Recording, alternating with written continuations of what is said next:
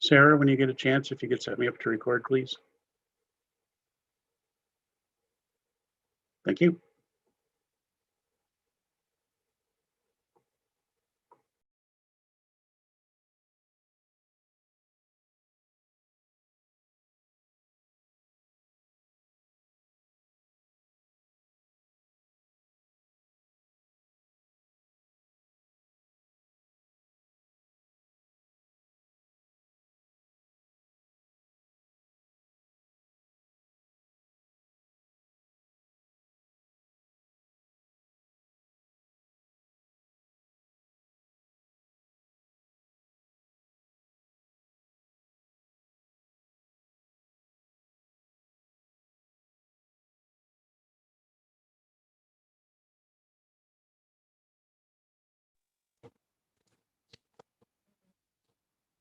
I just sent it to you. Yes. Sarah Fox, are you on? Is it Mass Public? Are you on the MA Public now? I'm here. Okay, can you hear us? Yeah, I can hear you, but I can't see you guys at all. Well, I mean, I can see that there's humans there, but I don't know who they are. We're using a new a poly camera this evening. So.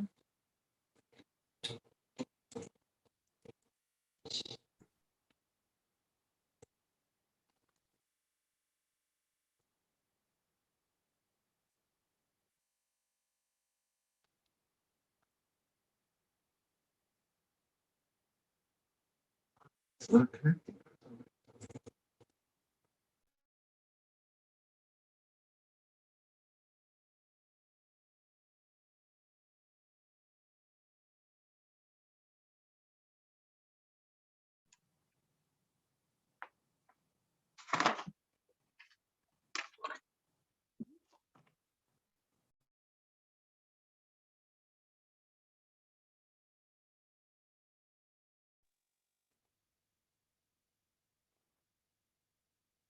All right, I will call us to order at 7:03. First up is our hearing on school choice, and we have it on our agenda for 7:05. So we will have to wait the 2 minutes to actually officially open that. So we will just sit tight for a couple of minutes.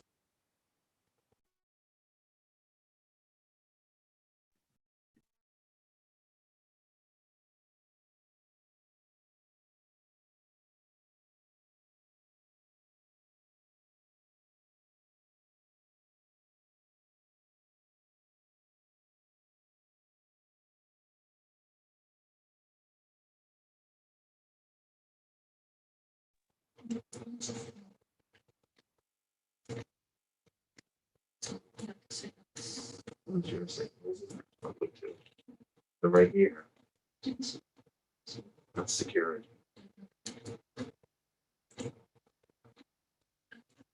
Security code.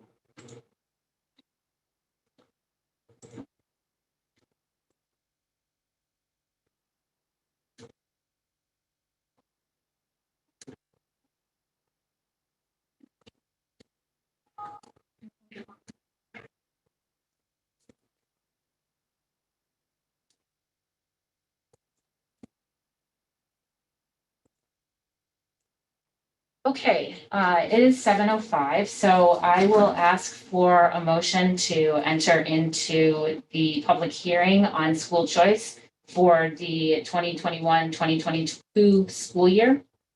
So moved. Megan moved. Second. David second. Who moved it? Sarah, you cut out. Megan did? And David second. Correct. Okay, can you guys, just for the public, announce who's with you in the room? Because we can't see. Absolutely. Sarah Gold is here. John Bucky is here. David Harris is here. Megan Taylor is here. And Emily Barron is here. Thank you. All right. So I will take a roll call vote. Sarah Gold, yes. Megan Taylor? Yes. Sarah Fox? Yes. David Harris? Yes. And Emily Barron?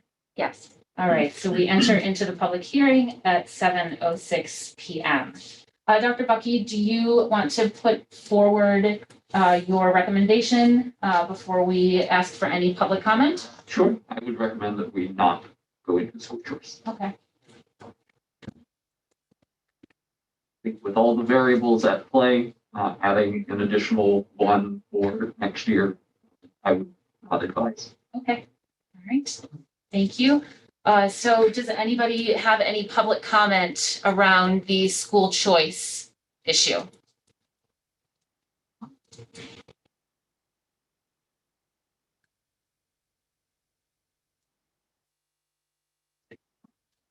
All right, I'm not seeing any hands go up, so I will, does anybody on the school committee have anything to say? I do. Okay, During the naming process for the Brown School, we heard several, and we received emails too, comments about how the community felt the next step, one of the next steps to really becoming inclusive would be to adopt a policy of school choice. So I thought we might want to have a brief discussion on that and how we feel that might be beneficial,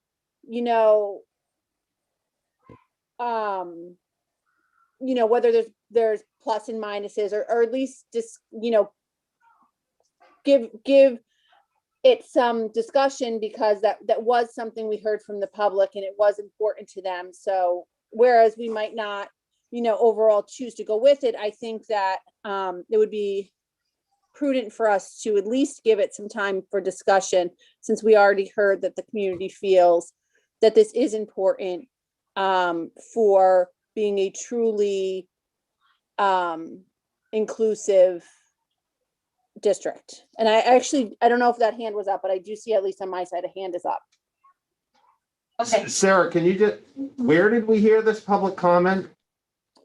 A couple, I think, I know Pat Noonan spoke of it. We heard it from a few and some emails. I don't have all the names in front of me, but I know that it was definitely introduced by various people, that was the next step that they felt that they hoped we looked at as part of really being inclusive of, trying to bring more of equality of representation of different races and cultures into Marblehead schools. Yeah, I remember that as well. Dave, can you too?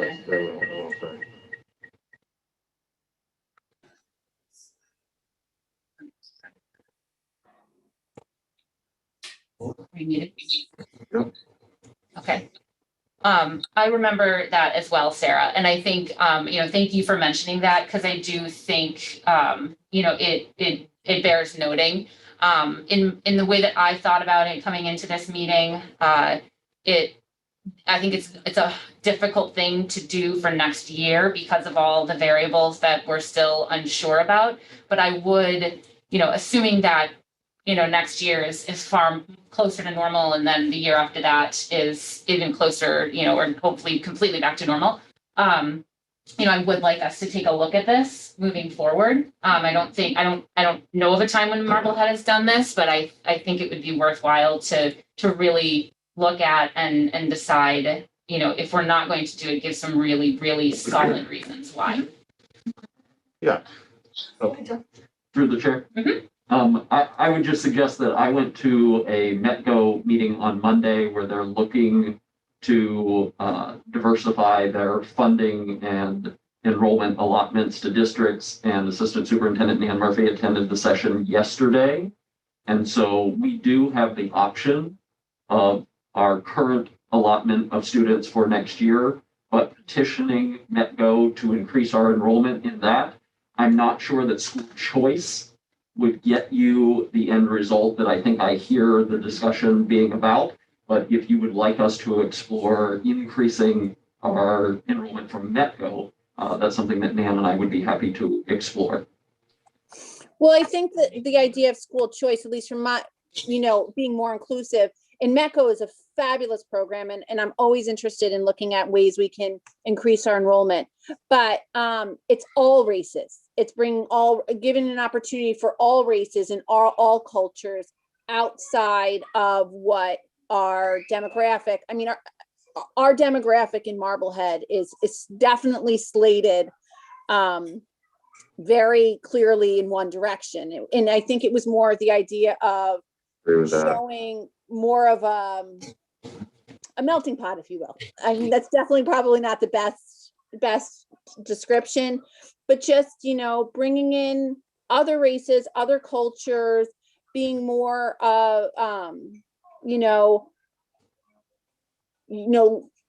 just opening up our doors a little bit more. And I think that was the point of view. And again, I know I see Erin Noonan's hand up. Her family was one of the families that spoke to this. Since the hearing's still open, I mean, I would encourage us to hear a little bit from the public right now. Yeah, absolutely. We're just talking as the committee, and then I'll absolutely call on Erin. Mayor, did you have to say? Sure. Well, I agree with increasing Metco for sure. With school choice, I guess I don't know much about it for Marblehead. What schools does it open it up to? Because I know sometimes it's just certain districts that get to come in. So I think there's a lot more information we need. I don't think it just opens it up to anybody. I think you can open it to. It's districts that are enrolled in the school choice program. So it's And any district? That's It's enrolled. Yep. So I think it's important to find out what those districts are, who could potentially come. I mean, I think there's a lot of information that we need before we say go ahead. I mean, is there a negative side to someone who may come? I mean, I don't know. All are welcome, in my opinion. Well, That's not gonna drive my decision. I mean, you're saying you want it to open it up to make us more equitable, but we don't even know if, you know, Change our demographic. if it would change our demographic. For instance, I know a lot of area towns, you know, who have a more diverse population are enrolled in school choice. That list would be very helpful. I think, you know, maybe our committee as a whole needs to, you know, take some time to research this and educate ourselves a little bit more before we take a vote on this, if we're not prepared to vote on this now. And I totally respect that you need more information, but if you don't have the information you need, then we should get that before we vote, I think. Right, and that's what I'm saying. I think we need to know exactly what the program means. I think Yeah. one of the things that came up during the whole school naming kind of process was about our commitment to diversity and inclusivity. And I think that's something, you know, that really from a district, we need to set through that strategic plan, what is our goal? And then think about how do we reach that goal? And school choice may be a piece of that. But I think we need to figure out what our district level goal and then make that plan and then execute it rather than doing a few pieces piecemeal here and there. So that would be my recommendation. Yeah, and I think that there are so many unknowns for next year that I think, you know, the recommendation of the superintendent at this point is important. Agreed. Right, I think aside from the opportunity to maybe do some of those things that Sarah's talking about, I think there's just with the pandemic, it just creates too many challenges. And historically, I can't I may be corrected, but I can't remember the last time Marblehead's been a school choice district, and principally a large part of it was enrollment because we just did not have the capacity. And so the last time I was involved in it was on finance committee, and we can get this clarified, Sarah, but so you can't necessarily say you want 10 fourth graders and 5 fifth graders if we have pockets of enrollment, and it creates a lot of challenges related to what enrollment is. And I think your point, if I could just, so the only other point I was going to say is, we saw this decline of 300 students in enrollment. We're projecting that certainly some of those students will come back. And I think next year will give us Sarah, a better understanding of where our enrollment is and if we can support school choice. Because, with school choice does come tuition in. There's no doubt about it. For sure. and that's an opportunity. But I think the pandemic and then the decline in enrollment and not really being sure what our enrollment will look like next year, I think it's very reasonable to take a pause. But as a committee, I would agree to look at what our goals are, take a look at enrollment and see how this could play out for us. So my understanding is with school choice, you're not obligated to take more students than you have the capacity to educate. So if we don't have room in our fifth grade, we don't have room in our fifth grade. Where we have, we built for a certain population at Brown, this is an awesome opportunity to utilize that portion of that capacity of that building we're not using. And speak to, in what better place than our building that we chose to bear a name to pay honor to people of a different race and culture. So I just think that this is, for me, important because when we chose this name, we really, I feel, made an unspoken commitment to our town to follow it through all the different levels. And if we're saying our enrollment in that school is going to be, I don't know the exact number, but 80 or so students less than we have capacity for, this is an awesome opportunity to do that. So I just think we have the opportunity with our enrollment, as David pointed out, it's down, that we have an opportunity with that. And we have an opportunity to, put some meat on the bones of, our commitment to, bringing in more races and cultures and diversity and people from other areas that aren't, just opening our eyes to different areas, broaden our horizons, if you will. That's just my voice. I'd love to hear from the community on this stuff. All right, so Erin, your hand is up. Thank you so much for letting us weigh in after the discussion. My husband and I feel very strongly actually about this issue. And I having looked into this, basically what around the name change was that, like this feeling of not wanting to be a decision in name only. And if you're not prepared to understand, if you don't understand currently what the school choice is, as I'm taking from at least one committee member, I would suggest you maybe even defer the vote on this, because my understanding of it is the same as Sarah's, is that you're not obligated to take anybody in. You receive the tuition, and these are students that we could be incorporating to our community from Salem and Lynn. And I'm just gonna, Pat has a few words he would like to say. Thank you. Thanks, Erin. Yeah, so no, I think my understanding is that there's a statutory deadline that comes from DESE for when districts have to opt in or opt out. So I think that deferring this, I'm not sure what exactly the deadline is. I think last year it was postponed, but I think you've got some time to look into this. I think, I know many of you participated, as did I, in the Black Lives Matter march last year. And I think when I've been thinking about how we can actually make tangible progress on this, what everyone who's an expert in this says is you have to start looking locally. And to me, there's no more local issue than local public schools. I think we know that Marblehead, is not representative of the state or even Essex County. I think we've got a great opportunity to explore that and put our money where our mouth is on these issues. So I hope you think about it. Emily? So Lynn is not part of school choice. So I just wanted to put that out there. Salem does it for high school. So we're not. So sorry, can I just jump in just because that's actually, so when you're part of school choice, you are a receiving district. So you opt into being a receiving district. Anyone can be a sending district. Everyone is a sending district. Someone from Marblehead could opt in to go to school in Salem or Peabody right now. Okay.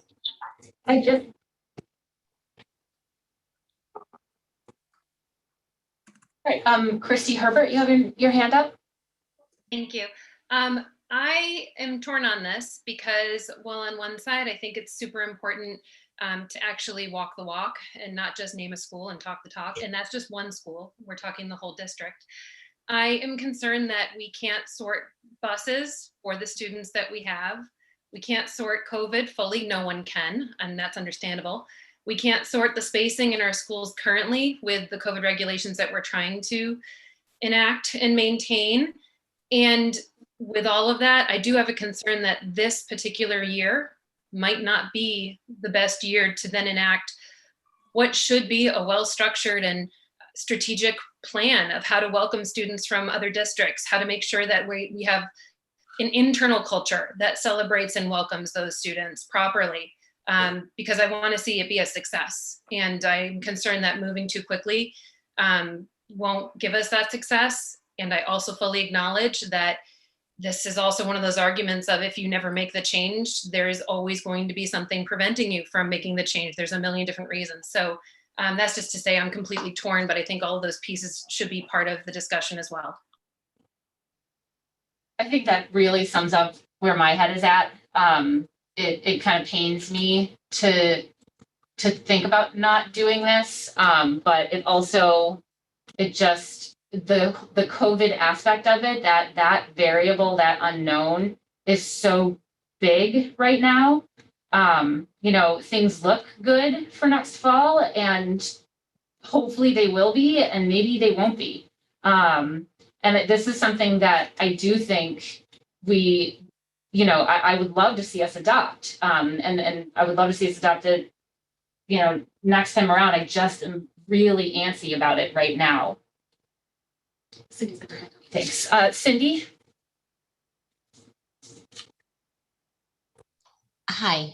I think I have to say who I am and where I live. Thanks. Cindy Tower-Lowen. I live at 12 Trinity Road.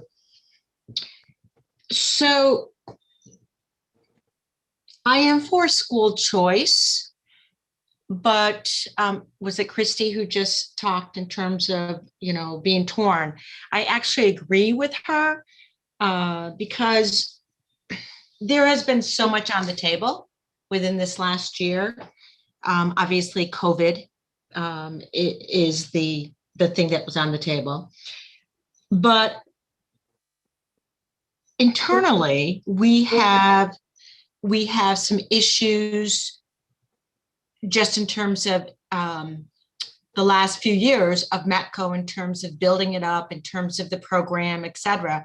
And so from my personal point of view, I would suggest that we work on the METCO piece, and then we concentrate on the school choice piece. And it doesn't mean that you disregard school choice, but if we can't service the METCO students, and when I say service, I mean support them, okay, as a community and as within the town of Marblehead, because we are such a white town, okay, how are we going to be for those students that come in terms of school choice? We want to integrate, but we need to integrate in a very smart way. And some of it is what we have to teach our staff and all those pieces within the buildings, because what exists in terms of the inherent, entwined biasm, bigotry, and all that stuff, that's all there.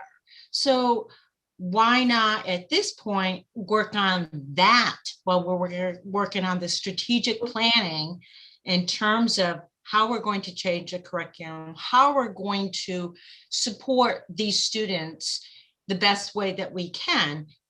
And so, for me, I would think school choice would be something down the path, but certainly we've got enough now that we have that we can work on. And I think that Dr. Bucky's strategic plan is going to be something that encompasses some of the things that I'm talking about. And if it doesn't encompass it, that would be my concern in terms of where we are as a district with teachers, staff, students, administration, all of it.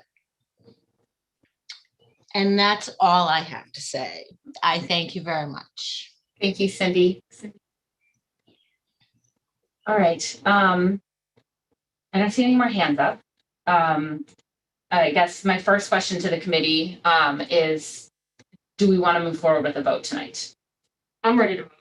Okay, Megan is ready. It's been moved and seconded. No, we haven't. It We've is just not. been discussing. Oh, okay. I'm prepared to vote. Okay. So I've done enough research on this that I feel I'm ready. But I want to respect if some members don't feel they understand the program enough, that they would want to know more about it first. Are you ready? I mean, if Dr. Bucky is suggesting that we don't do it this year, I want to respect that. And I will look into it for future years. Yeah. Through the chair, Yes, absolutely. I think that you have two competing conversations happening. Absolutely. Yeah. A conversation about diversity. Having been in a school choice district, I understand the program. I can answer your questions if you have them. Obviously, Nantucket was not a school choice district. Nobody was getting on the ferry every day to come over to go to Nantucket Public Schools. But if you designate the allotments, it's a blind lottery to the applicants. So you may not be answering your diversity question by enrolling in school choice. You may get students of diverse backgrounds, families of diverse backgrounds applying for school choice, but you might get somebody that wants to come to Marblehead because of our football program or because of our wonderful music program that I'm getting ready to recognize in a bit. And so that might not answer. I would feel much better about Nan and I pursuing the METCO conversation about expanding our enrollment there, where that will address the questions of diversity that are being raised. Right, so I guess that's where my questions applied. I didn't understand how it was going to create this diverse population that was going to come into Marblehead. And so I'm going to again say we need to focus on the METCO program and get that increased first. Okay. Yeah, and I'm gonna just reiterate, I think we need the goal and the plan, and then we implement the plan. I think to do it in any other order isn't gonna get us the results that we ultimately want. So is this something we should consider once we have the goal and the plan? Yes, I think so. But I think we're kind of going at it out of order. Okay. All right. So it sounds like we're ready to take a vote. So based on Dr. Bucky's recommendation, I will ask for a motion that the Marblehead Public Schools not participate in the school choice program for the 2021-2022 school year for the reason of lack of available classroom space. So Megan moved. Second. David second. All right. I will roll call. Sarah Gold, yes. Megan Taylor, yes. Sarah Fox, No, and the reason would be because you made it, part of the motion is lack of classroom space when we know we have empty classrooms at the new school. So that didn't make sense to me. So no. David Harris, Yes. and Emily Barron. Yes. All right, so that passes 4-1. And I think I need a motion to adjourn from the public hearing for school choice. So moved. Megan moved.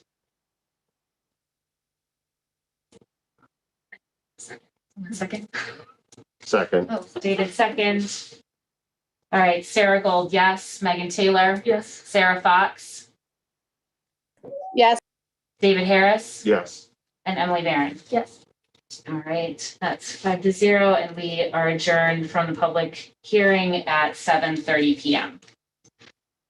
Okay, that moves us along to our commendations. Mandy Murphy, we have you up first for commendations for the Village School. Welcome. Hi, everyone. Thank you for having me. My commendations this evening are for the amazing students at Village School. From the moment I walk in, not even in, outside of the building each morning, I have a group of students who have learned in PE class new dances lately. And so every morning they are socially distanced dancing outside. They have a radio that they've been playing and doing just, they're happy. They're happy being in school. And so just walking into happy students every day is just an awesome way to start every single day. So they're taking what they're learning in classes and being creative. They're then going outside to our recess, and we sit as adults trying to think about what recess looks like right now and what we can and can't do. And our fourth grade students are coming up with games such as shadow tag because they can't touch each other, and doing really creative activities outside at recess. So that's been really great to watch over the past couple of weeks as we've been in full days. And the next commendation for our students is the public speaking that the students have been doing this year. And we've been doing a lot of writing with Nan's leadership on our Lucy Calkins piloting units for writing. But our students have been actually doing a lot of public speaking. After that, I had 2 students sit and make an appointment with me over Zoom. And they read their proposals to me about things that they wanted to change, such as the bathroom signs and other things around the school. It was really pretty amazing and impressive for 2 5th grade students to do this.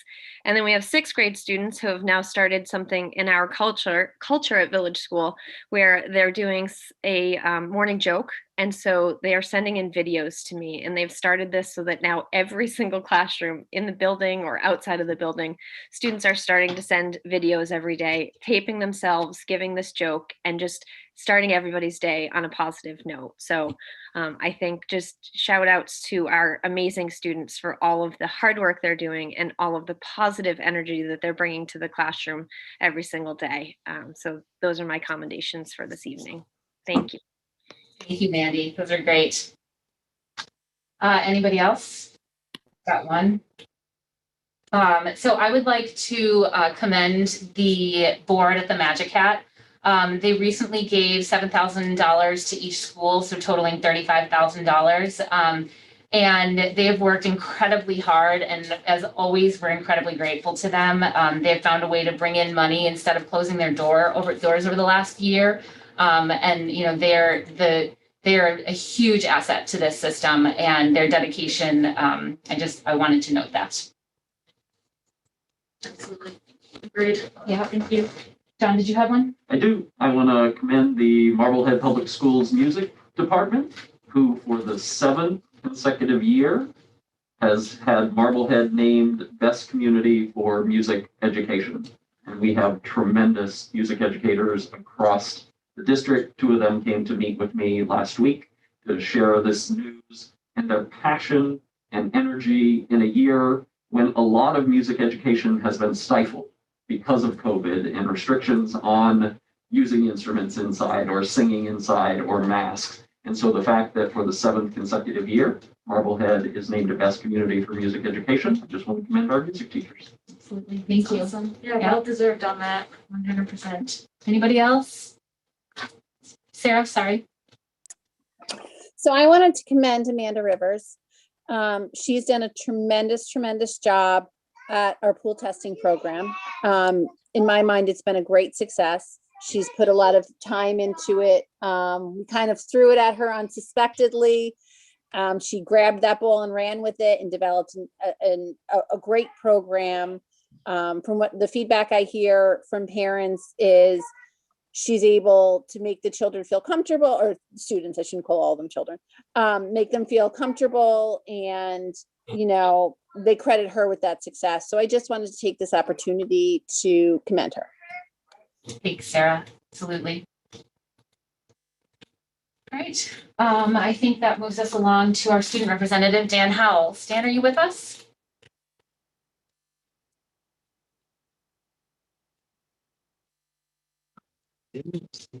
All right. Yeah, I don't think I saw him either. Right. So we will connect with Dan at our next meeting. All right. I'm going to move us into public comment, but before public comment begins, I need to address an issue that has come up. Some members of our community have shared and commented on versions of a photo that I posted on my personal social media account. The photo depicted me, other school committee members, and the superintendent sharing a toast to celebrate the completion of milestones in a difficult year. Some have objected to the photo, saying we should not have been celebrating at all, given that the final budget does require a reduction in several positions. In sight, I greatly regret the photo and agree that the optics are terrible. I am incredibly embarrassed. I sincerely apologize to anyone who was offended or felt that our behavior was insensitive or cavalier. We got together after hours to enjoy friendships after getting through a difficult process during a pandemic when tensions are unusually high, and we all needed a reason to pause and acknowledge even small successes. We were a small group of vaccinated adults who got together outdoors.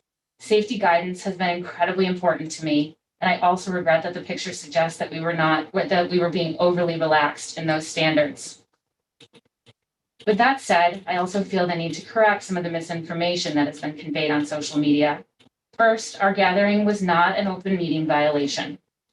School committee members and other elected officials do have the right to get together socially without posting an official meeting, as long as we do not discuss or deliberate school business in any way, which we did not. I have alerted the Attorney General's office to the concern that has been raised, and I let them know that I would be addressing it tonight. Second, some individuals were falsely identified in the photo by those who modified it, individuals that were not present and should not have been called out at all. Third, we recognize that there are certain pain points in the approved budget, particularly because declining enrollments force us to restructure and eliminate some positions. It is inaccurate to state that 9 teachers lost their job. The school committee and the administrative team worked incredibly hard to maintain as many positions as fiscally possible, and where reductions were necessary to place employees in other job openings. Again, though, I am sorry for any disappointment or anger that this photo has triggered. I apologize for my poor judgment, and I ask that we can move past this and that I can get your forgiveness. So with that, I will open up public comment. Cassie Kindle, you have your hand raised? I do, but actually you've just answered most of the questions that I had, and I feel that you have addressed my concerns adequately, so I will cede my time to someone else. Thank you, Cassie. Sandra Callahan, you're next. Sandra Callahan, 25 Naugus Ave. I spoke to you guys. I have some concerns concerns I just want to share with you. I was disheartened to hear today that Amanda Rivers was not coming back, or her position was not being funded for next year. I know that at the meeting, I think last week, there was talk where one of the nurses positions was going to be cut because of consolidation. And I shared with you guys my concerns with that. I believe Sarah Gold, Sarah Fox, and Dr. Bucky, had some concerns as well. So I was really disheartened to hear that this decision was made in her, I don't know legally what we have to do, our papers, if there's a cutoff time, but considering we're in the middle of a pandemic and our nurses help keep and maintain the safety of our students, I think it would have been in our best interest to find other funding before we made this decision. So a couple of things I want to go over, and I'm sure you guys know. Let's just talk about some of the things Amanda Rivers brings to our school department. So she is obviously highly dedicated. She's a huge asset. She volunteered on the Health and Safety Committee during the summertime, which I sat on the board with her. She stepped up. Parents wanted pool testing. She stepped up and she volunteered to do it. A huge endeavor, especially when you guys had shared that the guidance, the funding, what was going to happen at the DESI level was very, very murky. She was willing to dive in and take that on. Now that we're at 3 feet social distancing, our school nurses are going to be spread extremely thin. They are going to be responsible for more contact tracing. We're going to have more kids that are going to be considered close contacts. We have our children back in school. As a result, these kids are going back into school. We're going to see, Sarah agreed last week, We're going to see obviously more kids presenting with mental health issues, which unfortunately these younger kids cannot articulate to their teachers they're feeling anxious or depressed. They tend to present with common complaints of headache and bellyache. These complaints will be sent to the school nurse. The school nurse will have more kids to triage. Is this stomachache COVID? Do I need to be worried? Or is this just anxiety? If we get continued funding for our pool testing for next year, what nurses are going to run it? We had someone that was running it. Our kids, you don't know, I'll share what I do. I'm a pediatric nurse specialist that deals with respiratory disease. I'm in urgent care. I see kids all the time. Most of my time now is spent counseling individuals for mental health issues and their obesity. The reality is, as much as Moderna and Pfizer are doing well, we're not going to see a vaccine for our under 16 kids. They won't all be fully vaccinated before they go to school. Never mind about our under 10 population. We need to protect our children. If we want to keep them in school, we need to have nurses that can make good medical decisions about who needs to be sent home and who is safe to stay in school. So to cut a school nurse at this critical time when we're in the middle of a pandemic, I cannot wrap my head around this. We have COVID funding. This is a perfect example of how we support this position right now. And then you guys can reevaluate going forward. I'm proposing that this position be funded with our COVID funding for next year. And then you guys reevaluate how we can still support this position in the calendar year of 22, 23. But I'm very, very disheartened to see that we want our kids back to school. In order for that to happen, we have to have the medical personnel in these schools that can help make medical, decisions to find out who's safe to be there and who's not. Thank you. Thank you, Sandra. Catherine Martin. Good evening, Catherine Martin, 29 West Shore Drive. And thank you, Sandra, for your comments. I think a lot of people feel the same way you feel. I think there was a lot of kind of outrage in the community. And if I'm candid, a lot of people are afraid to speak at these meetings. And a lot of it is because of the way I've been spoken to over the last few months. I've watched this committee closely since August, when the liaison positions were assigned outside of a public meeting. I watched a reopening committee operate with 2 school committee members and then post notes about school committee policy. And when I wrote a memo asking about this and referencing the open meeting law, I was, met with hostility and basically a public shaming. I watched a budget process unfold that used COVID funding for reoccurring costs. I listened to a committee member say that we have no cuts. And then I felt the pain in our community of the cuts today. The actions of last Friday night were distasteful. They were egregious. They lacked inclusion, but more importantly, they were again an open meeting law violation. Sarah Gold, Madam Chairwoman, you do not get to make that determination. The Attorney General does. And when you call and you speak to their lawyers and you share the context that a quorum was present, the superintendent was present, and the hashtags that discuss the budget, they're going to tell you that was an open meeting law violation. And I think you should self-report. If you had to call your attorney and ask them if it was, then you're too close, because you had to call your attorney when I brought up the idea of the reopening committee. As a school committee candidate last year, I heard about your grit, your integrity, your leadership. And where was that Friday night? I'm ready to hear the goal and the plan of how you rectify your actions. And I think it begins with self-reporting on the open meeting law violation. Thank you for your time tonight.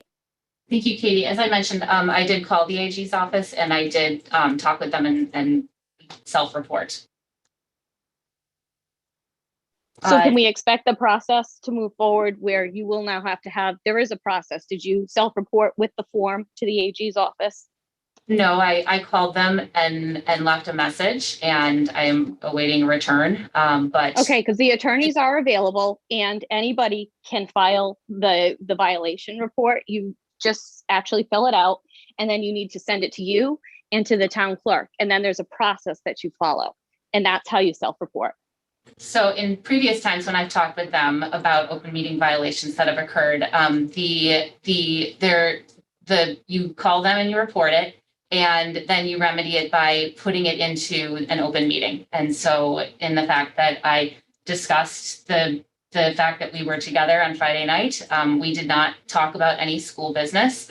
So there was no school business to be brought into a public meeting. And so I will absolutely follow up on the matter, because I understand the seriousness. I am a rule follower at heart, for sure, and have no desire to break open meeting law.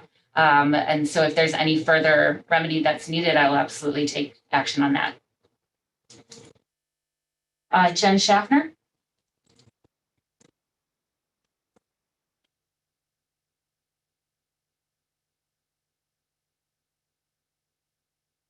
Oh, sorry, Sarah, can you hear me? Sorry about that. Yeah. Thanks. Thanks. Appreciate the time. Jen Schaffner, 20 Casino Road. Sarah Gold, I want to tell you I appreciate the apology that you made earlier at the beginning of public comment. I'm sure that wasn't easy and certainly came from the heart. Thank you.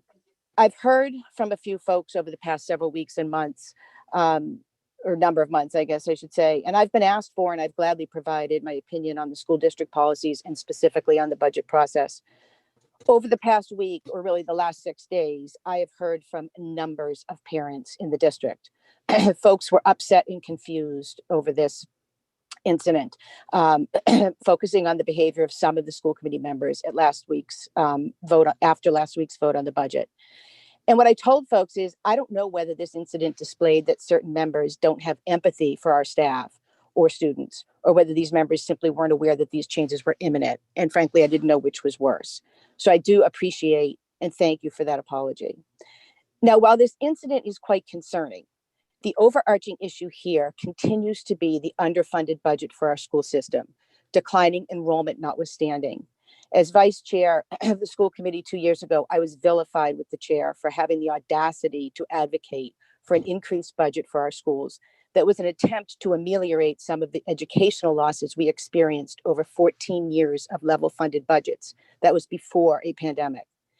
Now we're seeing the reckoning of this problem and underfunding by the latest personnel changes that took place this week. Many people in town do not understand how the budget process works, and nor should they really have to. The school committee is supposed to advocate for what the schools need, but this is what happens when that doesn't take place. Now, there may be people who feel that our schools are properly funded. Obviously, the majority of the school committee does. But judging by the number of people who have contacted me, many do not. And I hope that you're willing to listen to parents who have been selflessly advocating for our students and have higher expectations for our school district. Thank you for your time. Thank you, Jen. All right, I don't see any more hands raised. So I will move us. Sarah, Yeah. I had planned to kind of bring this up. I didn't realize we were doing this at this point in the agenda because I thought it would be more a new business piece, and I didn't want to interject during public comment because we don't respond to public comment. But I did get to an opportunity to speak with an attorney in the open meeting division at the AG's office, because I, as all you did, received much concern from the public, and I didn't feel it was helping anybody for us to guess or make conjecture.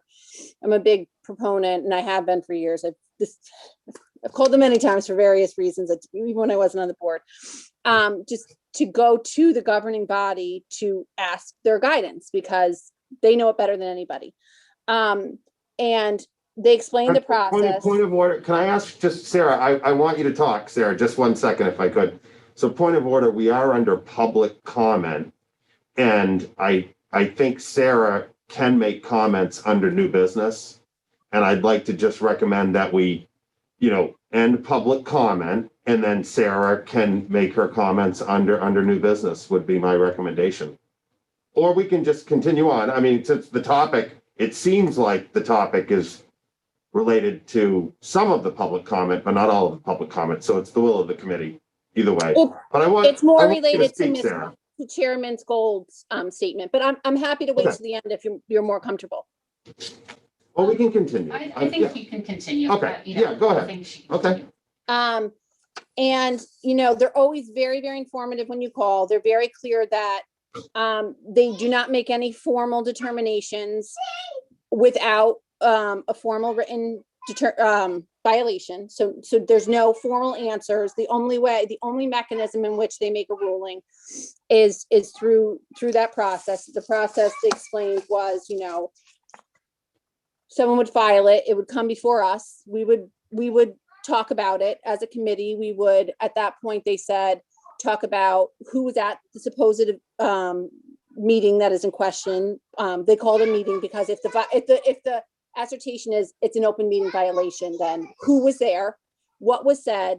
They go through the pieces, and it's only after disclosing that and then us deliberating as a board that we make a determination. And then if the individuals who filed aren't comfortable, we file with the state saying our determination and what our process was. And then the individuals can choose to accept that or kick it up to the state, at which point they assign someone, an attorney, and then that attorney interviews all parties. I believe she said separately, and ascertains the facts, and then they make a ruling. I'm not here to make a ruling. I'm not an attorney. She gave me her, you know, given the post, you know, that I shared, they gave me their guidance on what they felt. Anybody that calls, I'm sure will get the same answer I got. So I do commend Sarah for owning this and for speaking to it. You know, I perhaps, you know, at some point in the meeting, we'll hear from the other members who will speak to it as well. I think there's great strength in showing that and speaking to that, and I commend you for that. But I want to be careful that we don't perpetuate, you know, some of this anger in the community by us declaring it's not a violation when that's for the Attorney General's office to declare, and us as primarily as a voting body prior. And again, it's for them to speak to. I got the answer that they gave me, and I know what they told me, and anybody that calls will get, you know, I'm assuming the same answer. But I multiple times this year, we've declared things, violations or not violations. It's happened to me. I've been declared a violation, things, you know, we don't declare things. Like one individual without a motion, a second, and a vote on something, we don't declare if it's a violation or not. So I just want to speak to that and also recognize that it took strength for Sarah to speak. And I do commend you for that, because, you know, that took a lot, and that was commendable. So thank you. Thanks, Sarah. I do have another hand up right now. Since we haven't moved forward officially. Kate Thompson. Hey guys, I just wanted to say two things. Number one, I'm sitting here snuggled in my bed with my 10-year-old watching this meeting from the comfort of my home. And I just wanted to say that she and I just discussed this. And I'm so proud that she was able to sit and listen to this discussion and watch a measured conversation about a topic that's been difficult. And Sarah Gold, I just want to say that that your statement and your approach, balanced approach to what has become an issue for this committee over, I don't know how long, since Friday, was a really powerful statement to my child and for us to hear, and to how you bring yourself forward in the face of difficulty. So I appreciate that. And the second thing I wanted to say is, I really don't like this thing that we do where we aren't able to hold two opposing thoughts in our head at the same time. And I think one of those thoughts is that there's some people in the community that are angry about this. And I think there's another thought, which is there's a whole bunch of people who just don't care. They don't care about this. It's a distraction. I trust our school committee member, our chair, when she says that there was no violation. Can we please move on and talk about things that matter to our school district and stop wasting time on this? Thanks. Thank you, Kate. Okay, I think that we will, thank you, everyone. I appreciate that conversation. We will move forward onto our consent agenda and action items. And we have first up, or the only piece in this is the Juneteenth holiday discussion. So Lisa dropped the calendar for next year. This is an issue for the voted calendar that we have for the 2021-2022 school year. So the state of Massachusetts has moved to, and we heard a little bit about this, I believe it was just our past meeting.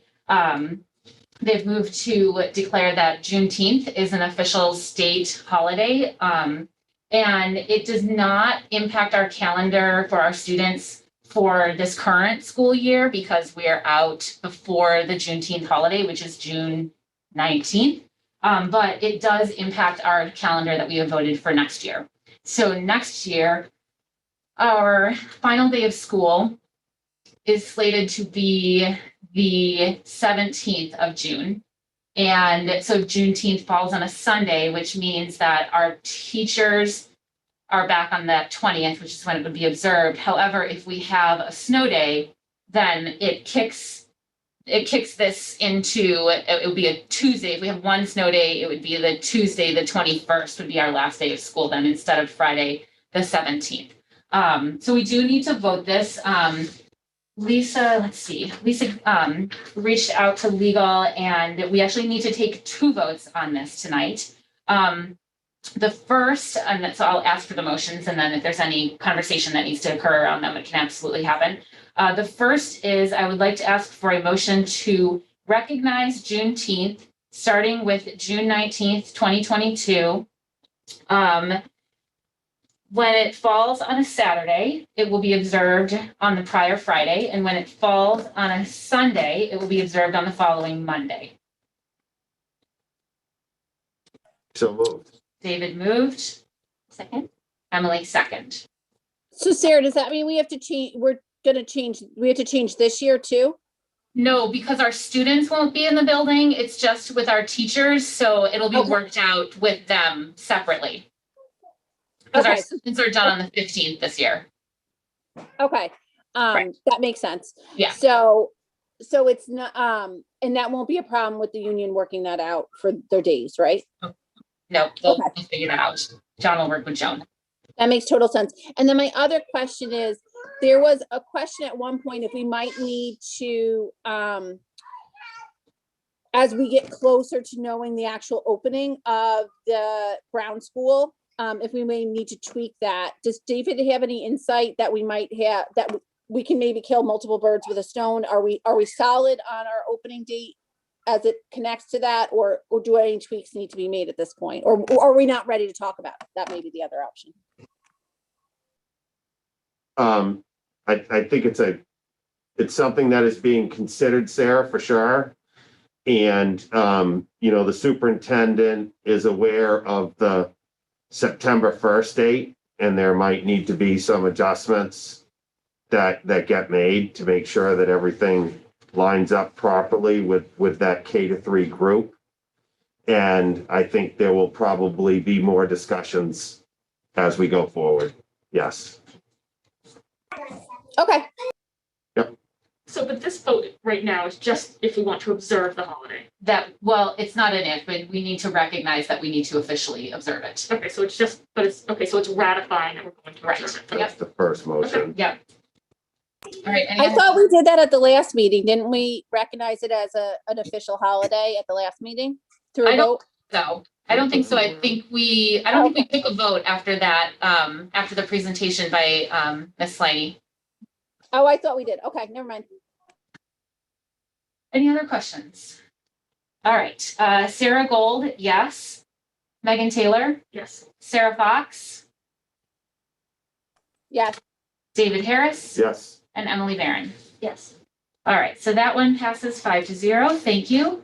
And then the next vote is to amend the school calendar. So I will ask for a motion to amend the 2021-2022 school calendar to include the Juneteenth holiday to be observed on June 20th, 2022. So moved. Megan moved. Second. Emily second. Any questions on that? So I think I'm being slow here. It's okay. Can you just walk through the dates again? Because on this, so, all right, let me see if I understand. Might be a better way. So right now, we're scheduled to end on the 17th. Correct. Which is a Friday. Is a Friday. Correct. Prior to the holiday. And the holiday would be the 19th. The official holiday is the 19th, so it would be observed on the 20th. So if we don't have a snow day, it doesn't matter because we wouldn't be in school, but it would impact the teachers' It calendar. would once again, yeah. So we kick move the them to teachers. Tuesday. Correct. It'd be no last day. Okay. Yep. But if we had one or more snow days, then it moves. Yeah, we have this holiday on the Monday, the 20th, Okay. and then we continue forward to make up the snow days. Okay. So if we would have 5 snow days, the last day of school would be the 27th. Correct. And the teacher's last day would be the 28th. Correct. Okay. Yep. Got it. Thank you. Yeah. Sarah, you clear on all that? Yep, I'm just trying to take minutes as Yep, we go. That's why I keep looking away. Sorry, guys. All right. Any other questions? All right. Sarah Gold, yes. Megan Taylor, Yes. David Harris, Yes. Sarah Fox, Yes. and Emily Barron. Yes. All right. So that one is 5-0 as well. Thank you, everybody. Dr. Bucky, that moves us to your superintendent's report. I will hand it over to you. Sure, just some updates for the committee, and then we'll get into the presentation. But we have 2 searches going on. The first search is for our METCO director, and we brought some people, interviewed several candidates. Nan has been adeptly leading this search, so I'll keep my eyes on her in case I misspeak. But they brought several candidates in for Zoom interviews, narrowed it down to some finalists, which came for in-person. The committee could not reach consensus, so they have reopened that search. They are continuing to interview candidates, and I'll have more of an update, but this is a real critical position for the district, and I just want to commend Nan on keeping the search open and reopening the search to make sure that we get it correct. So the committee's been working hard on that. And then we have the Lucretia and Joseph Brown School Principal search. The search committee scoured through the resumes, did the Zoom round of interviews. This has been a busy week. The PTO hosted a parent forum for 2 finalists, and that is current principal Dr. Sean Satterfield and Mr. Jim Montanari. They did the parent forum yesterday. They did a faculty forum today. We will be collecting input from the parents and from the teachers who participated over the course of the next week. And then the search committee will get together on Monday, April 26th, to make decisions. So that is where the principal search is. And I think that leads us in-person learning. It is so gratifying to be in the buildings and to see schools operating as close to normally as they did pre-pandemic. And I commend Mandy Murphy. She had a situation in her building today that they handled admirably. They had a positive case at the middle school this week, which Matt Fox and his team did a great job with. And so schools are up and running and functional, and lunches are happening. And so there's something to celebrate every day. So lots of good stuff with in-person learning. And I don't want to spoil the non-update update for tomorrow. There isn't actually an update, but I am sending an update. So if that confuses you, you're well with me. It's more confusing than the Juneteenth holiday. Yes. That when we return Monday, every in-person student in all schools are going full days, 5 days a week. That has been a long time coming, and that is something very much worthy of us celebrating. So I know that through the course of the pandemic, that we have been very conscious of health and safety standards, and we are very conscious of social emotional learning. I had Jack Attridge reach out to me several weeks ago and was commending us for the number of things that happen in the district to attend social emotional learning, and suggested that maybe people aren't aware of all that the schools are doing. And I know that Nan sent a really nice outline to Sarah about things that are happening in the district. And I know that Scott is going to do a presentation for us to show some pretty remarkable work in terms of analysis and how we can attend to social emotional issues. But I just wanted to give Nan 30 seconds to share some of the good things that are happening in the social emotional realm, and then we'll turn it over to Dr. Solberg for his presentation. Great.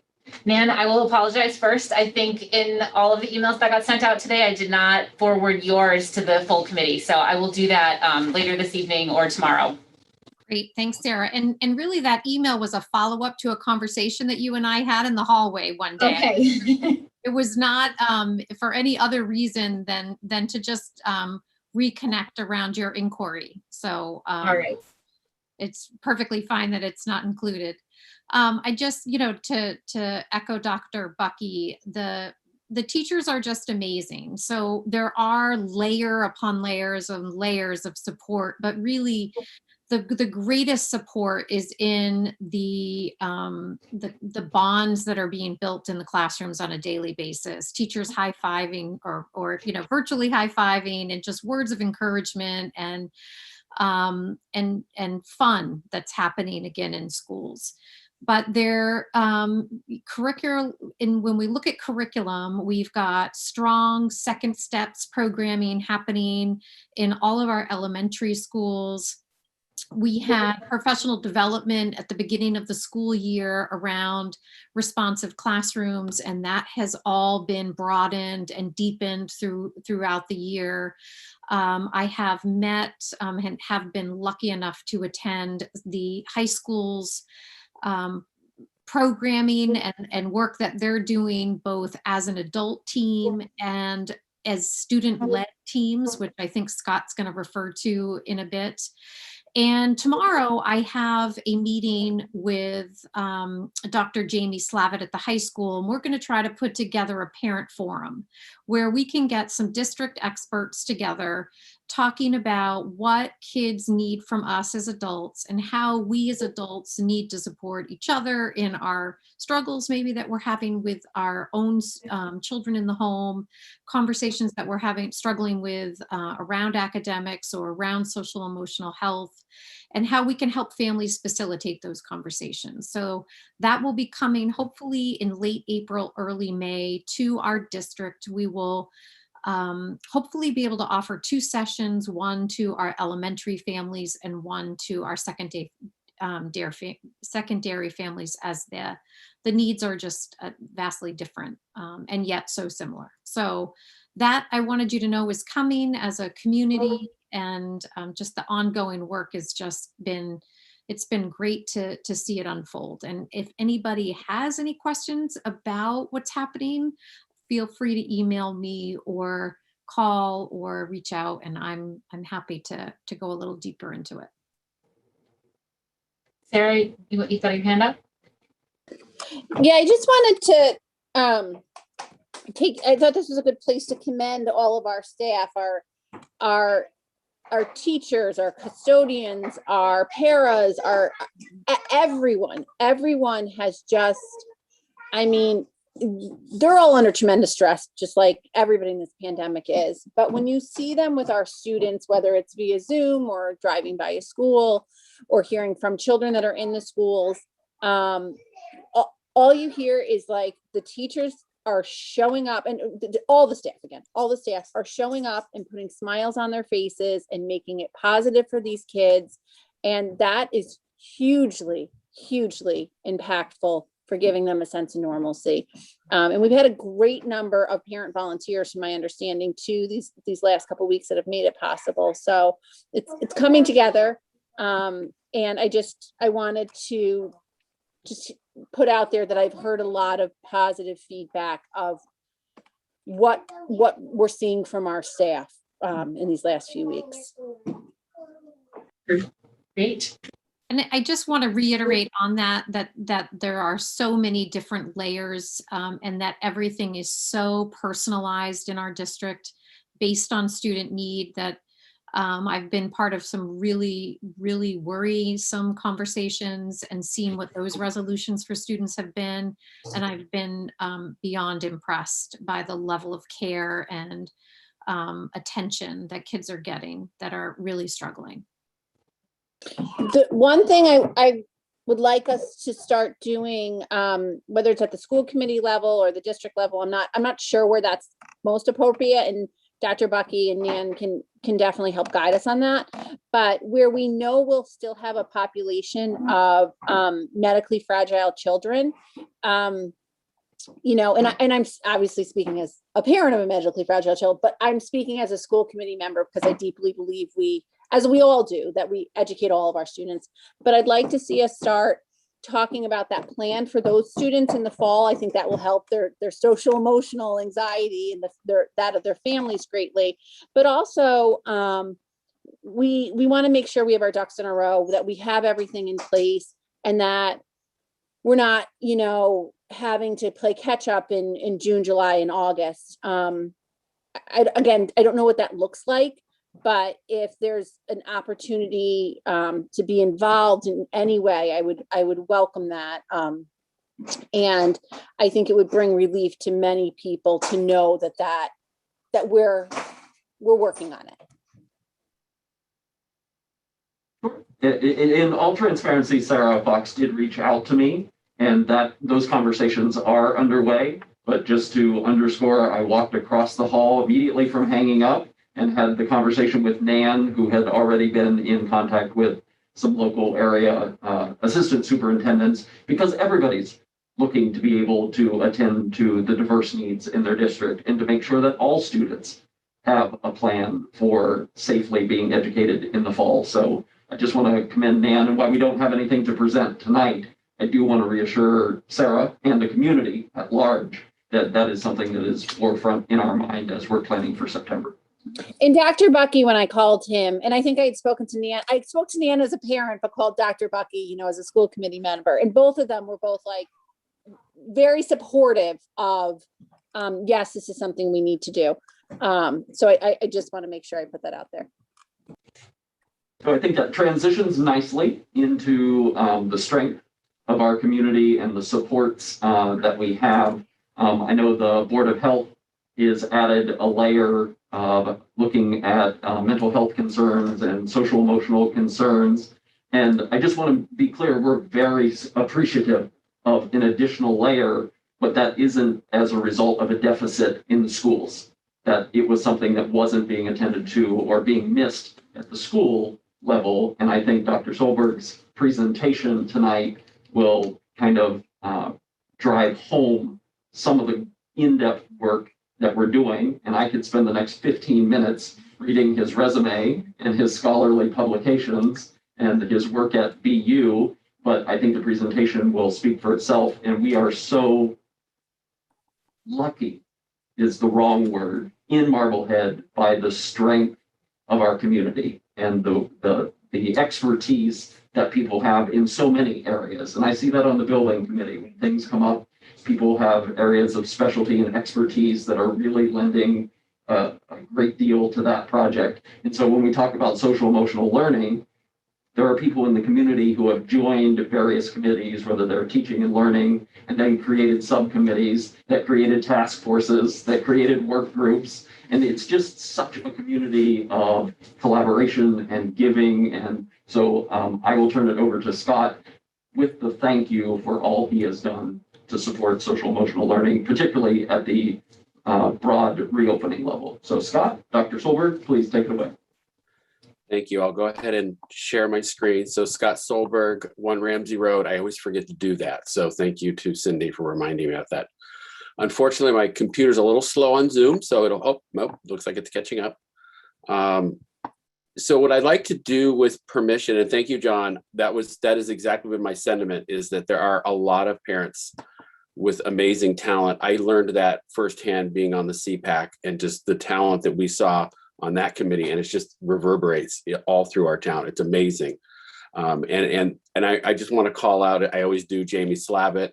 Nan was leading this large community. We had educators, parents, we now have students, and I'm going to ask them to come and speak in just a moment because I want them to get back to homework. I'm a little nervous because I have a very stressed daughter downstairs, and so as the meeting's going on, I know they've been here the whole time, but I want them to talk with you about what they've done in taking the lead on SEL. It's phenomenal. What I'm going to report on is a survey that we worked on as a community team. We had our principals, we had Matt was on there and his staff, we had myself, we had Jamie, we had others, all kind of figuring out what can we do to get a gauge of how our students are doing in this experience. And so it was done in November. But what I would love Chloe and Tess to come off of mute to tell you what they did this spring, working with Gina Hart, bringing new people in to get this thing going. And they took the reins, and I'm just so excited. So Chloe and Tess, if you could just come off and explain what you've done and where we're at right now, because we're in the midst of another data collection. Yeah. Hi, everyone. Thank you so much, Mr. Stahlberg. So as he said, Chloe and I are part of the social emotional learning group, which is absolutely amazing. Let me just say, it's such an inspiring group to be a part of, just knowing that there's so much going on behind the scenes that students don't necessarily see with administration, staff, and just other students. It's been a very moving thing for me to see, especially as a high school senior, just to see how much people really do care about our students and our community as a whole. But besides that, so we are in a work group that is around data collection. So we actually, Chloe and I, just created a new survey that was based off of this last survey, but we want it to be more student driven. So we decided that it would be best to sort of remake this and change the questions a bit in ways that we felt students would really feel connected to, more in like casual terms or terms that if we saw as students, we would be more willing to answer. So we did the best we could with the questions they had, which were amazing, to just get some new data about being back in school and how that's affected our students' mental health. So yeah, I'll pass it off to Chloe. So one thing we made sure to incorporate in this survey is we made it anonymous versus the last survey in November was not anonymous. And I think that students felt more comfortable sharing their feelings this time. And that was clearly shown because as of today, we have 500 responses, whereas back in November, we only got 350. So it's only been around a week and we've already gotten a great response from students, which is awesome. And we want to collect this data just to get an overall feeling of the well-being of our students at the high school.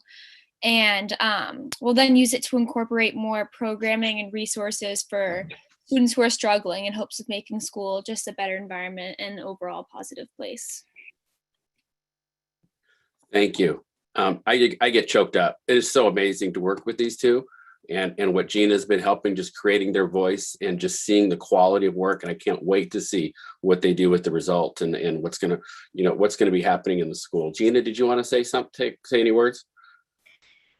Thanks for having me. I just want to say I'm so proud of Chloe and Tess. I'm the lucky staff member that gets to have them working with me for senior project. So part of that will be looking at the data and going over the data with Dr. Slavitt and talking about how we want to use this data to inform programming, to inform staff about where students are at, and what we want to do moving forward. So it's been really great to be a part of this, and we're starting to look at the data now. We're going to keep the survey open for a bit, but even just starting to look at the data, we've seen, making the survey anonymous, actually we're getting, more layered and in-depth answers from students. And so we feel like that was a really great feature. And thanks so much to Dr. Solberg and Dr. Slavitt for kind of leading this and for allowing us to kind of jump in. And I'm so proud of Chloe and Tess. I'm so glad that we included them. So great stuff. Thank you. Okay, so let me do a couple clarifications. One is we did not do the survey in an anonymous way in fall because Jamie and the student support staff wanted to monitor. And if there were some concerns, they wanted to be able to get to those students or create some group efforts and things. So it was intentional to do that, and they did a phenomenal job. The second thing I want to clarify up front is I help support getting the data collected, but I have no connection to the students themselves. I only work with what's called a de-identified. So any information, and in this case, it would have just been their ID number, and I don't even know their ID numbers. All I work with is just a simple set of the data. So just want to clarify those kinds of pieces. Also, with permission, Madam Chair, I'm going to go into the world I live in, and I know that this is a whole cross-cultural exchange that may occur.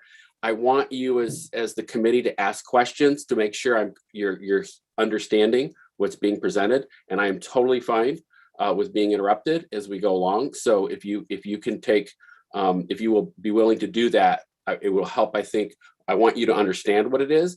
The implications we can spend weeks talking about, but just making sure you understand. And I see Sarah's already ready to go. Of course. I just want to clarify, did the students, by the way, very impressive for both Chloe and Tess. Yeah. Did they design the questions or, okay, so that was what they did is they took the questions that we did last fall and then they remade them. They are not going to look like the questions I'm showing you here. You're going to see some examples that are close, but they made it in their own voice. And it just feels natural for a student to be looking at and saying, yeah, I can do this. So I'm really excited. There's lots of ways we can do this work. And what they did was really exceptional. So what you're looking at here is the items that the students completed. Okay. It comes out of a long research area that I've been working in. So all of these areas have been shown to be important around school success, life success, preparation for future. And I wanted you to see exactly what it was that these mean. And we can come back to the slide as you need, as we go to interpret. This is an evaluation. It's not a formal assessment. It's not a research thing. It's basically a temperature gauge to say, how are our students doing? And so these are the 6 areas. And what I want to show you first, we have village school, we have vets, and we have the high school represented. And I want to show you what the average was. And I want to preface it, as one of my parents on the CPAC reminded me yesterday, because the average may look good does not mean we did not have students and families struggling. So I do not want this to give an impression that everything was fine. It wasn't. But there were a large percentage who were doing okay. But we also have to remember that that's an average. So where you have one average, you have below the average. And there's a lot in that as well. More importantly, I'm going to show you, focusing on this thing called future orientation and emotional psychological distress. I'm going to use those as kind of what we want to be managing, right? That those are important outcomes. We want our students to feel a sense of hope for their future, that they're moving forward, and we also want them emotionally together. And then we're going to look at how all of the different variables help predict that. And that's where we start to have a conversation about what might we be needing to think about as a district within our schools about different interventions. All of these are malleable, and that's a fancy word for saying we can change all of these. The moment they walk in the school building, we can improve on every one of these. And as Superintendent Bucky was saying, we now have a community task force on mental health that wants to make this a community-wide conversation. So I'm really excited about being in Marblehead right now. This is a fabulous, for those of us that are really focused on these issues, it's great. Any questions on what you're seeing here? It was rated on a 4-point scale. There are some, my daughter included, that want a 5-point scale because they want something in the middle, but they did a 4-point, so she couldn't do that. So she was complaining about this one as well, that 4-point scale. But so it was a 4-point scale. So 3 and 4s on the good side, and 1 and 2s would be on sides we'd be wondering about. Okay. All right. So I'm going to go to the first set of results. So this is now looking at just the averages, presenting a small amount because this can get overwhelming when we get too much. The first thing you'll notice on the left is that Village had a smaller sample size. So let's not go too far in making decisions about how Village was doing because it was a small sample size. There could be lots of reasons for that may have shifted some of the data, right? So it could be teachers that were really excited about SEL and so really got it to their students and, hey, I need you to take this. We just don't know what the issues were there. And nothing about Village. We were doing this at a time when everything was in flux and systems were moving. So this is nothing about Village. It's just about the fact that it was challenging. You have a good size number at vets and a bigger size at the high school, which is great. And when you're looking at these averages, then remember it's a 4-point scale. So if we're at 3 and above, we're in good shape. Academic stress is the opposite, right? So the higher it gets, the more stressed you're feeling. So it's not positive to be high. We actually want it in the 2s, right? Because if it's in the 3s, it means our students are feeling a lot of stress. We want the stress to be below 2, because if it's above 3, that means they're feeling very psychologically and emotionally challenged. So having it in the 3 category would be an issue. I'm gonna slow down because it's a lot of data, and I want to be able to make sure parents as well that are listening can absorb it as well. So Scott, even though there's more high school students, percentage wise, it looks like we had a higher percentage of participation at vets. Oh yeah, vets was really well represented. So that's interesting to see. And then you talk about how this is an average, which is, well took. But when you look at the students that were reporting on that negative scale, were you seeing more extremes than you would expect to see in not a pandemic? Like the ones that are having trouble, are they having greater troubles? So there was certainly a small set, and it was much smaller than I think we were anticipating. And I take that from the conversation I had with Jamie about it, that they were looking at. Matt, I don't know I don't know how familiar you are with Matt's style at vets, but I don't think I can turn around without another email from Matt reminding me about something. And then he laughs at me when I didn't get the email. It's like, oh my gosh, there was one I didn't open. So so Matt really does a heavy push for parents to make sure everyone's aware of what's going on. So I have no doubt that vets probably had a higher response rate. He really does a great job. High school's bigger, more complex. It's a bigger system. So it's harder, to manage through all of that. But you can see what happened when Tess and Chloe got involved. It's exploded. So certainly probably at the high school level, it could have been it not being anonymous that may have the students knew they had a choice and were probably not ready for it. So Scott, just a quick question. This one that we're looking at right here, that's the earlier version that was created by adults. This was the November version. Yep. So this was the one that our team created as a group. Yep. Okay. Thanks. Yep. So these items are different than the items that Chloe and Tess were describing. Thank you. Okay. So now we're going to have some fun. And I say that because it's a little more complicated. And as a researcher, I love this part. But now what we're going to do is we're going to look at distress, and we're going to ask the question, which of these variables we'll call them variables, right? These 6 different areas, which of them are related to distress? And we're focusing right now at Village. Everyone knows that academic stress will cause emotional and psychological distress. So it's not a surprise that the higher rating they had for academic stress, the more distress they reported. And so Sarah, this kind of gets to your point, right? Which is we've got some students that are going to be in some significant areas. And what this is saying is if they do not have a sense of future hope, if they don't find school as relevant and meaningful, that stress is going to be really dangerous, right? That these other 2 things are helping to buffer, they're helping to manage, they're helping them hold on, right? If they have it, because it's decreasing that level of distress. But with only stress and without these other resources, these other psychological resources in this case, it's something we need to be concerned about. So this is why we want to know more about students in terms of how they're feeling. Let me go to the next one, and then you can see what happens with future orientation. So the reason I've selected future orientation is because I'm sure you're the same way. What COVID really did was just take us out of any sense of future hope, right? How long is it going to last, and the hopelessness going on. And so future orientation is really a positive area. It lets us know whether they're setting long-term goals and where, are they seeing life ahead as being positive. In this case, distress is related to that, right? So the more you feel not well, the harder it is for you to feel a sense of hope. That's exactly right. And academic motivation became a big key for Village. Feeling school is relevant and meaningful, and social connections. Having those connective relationships with our parents, these are connective relationships with their teachers and their peers, goes a long way in helping you hold on to that sense of hope and future orientation. So some affirming kinds of things in that case.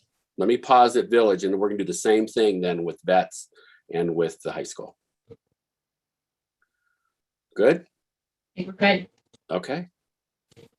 Sarah, I keep seeing you move your hand. I'm wondering if you're off mute. Okay, so let's look at vets. Again, stress is going to lead to distress. We've got tens and hundreds of thousands of research studies, experimentally and otherwise, saying yes, that's what happens. But a future orientation, having a sense of hope for the future, and now feeling confidence. Academic self-efficacy is, do I feel confident as a learner? When I'm in the school, do I feel I'm able to learn how to learn the material that's going on? And that is now acting as an important buffer, that having that sense of power, that sense that I can have some control in my learning space, manages and takes away some of that distress. So I think that's an interesting component and something that we want to be focused on. Future orientation gets more complex. So yes, the stress is still there, but now you've added in academic self-efficacy as well. So the more confident they feel about the academic world, the more they're ready to think about the future with a sense of hope and a sense of there's things I can do out there. And we've got lots of research, again, many studies showing that self-efficacy does help them lead towards thinking about their future potential and possibilities. And we still have the motivation. I come to school because it's meaningful and relevant, and I'm feeling connected to my family, my peers, and my teachers as all being important resources to support them and holding on and keeping that future orientation. If there's no questions, I'll move to the high school. I think so. Okay. So the high school now distress, it gets more complex, right? Now we've got academic self-efficacy, we've got the future orientation and social support systems managing what the impact that stress has on distress. So this is another important element. High school is more complex. So these relational bases is important for their mental health. Feeling confident as a learner is important for their mental health. When we get done, we'll go back and look at the averages because the high school students were reporting a little less on the academic self-efficacy. So they're feeling that there is a confidence, perhaps something we want to look at around their overall confidence. And then finally, for future orientation. So now we've got the self-efficacy again, motivation, social connections, all playing an important role in terms of that. So really some important pieces on there. I'll just show you a peek and I'll get away from it quickly. There is data for those in the community that want to look at that or have some interest in that. I did put all the data down from where I drew these conclusions, but I think for this kind of conversation, having it more as a translated piece is easier to grasp, I think. I would love to see that. I love looking at data points. You don't have to send it to me right now. It's all there. It's all there. But if you want to, if you can email this. No. I think you should have it. It should be in the materials. That slide is included in our Dropbox as well. You should have the whole PowerPoint. Okay. Yep. So just some thoughts, right? So now when we start to look at where we are on these averages, I am a bit concerned about the high school. The distress levels seem a little elevated more than we might like, right? Because we're saying that there's 2.56 is getting up there, right? It's a significant amount. The self-efficacy is also below a 3. So they're smart, they're getting great grades, they're active, but they're not coming away feeling confident. And I'm not sure what that's about. We'll see what the next survey brings and if we can kind of glean out of that. But I'm also excited that maybe Tess and Chloe can ask those questions directly. I think they're going to have some follow-up focus groups to kind of add some more dimensions to what's happening. The social support looks great. They're feeling connected on average. I realize we have a lot of students that don't. I don't mean to in any way minimize the struggle that so many families have gone through and children, but on the average, that seems an area of strength as our community in terms of how things are going.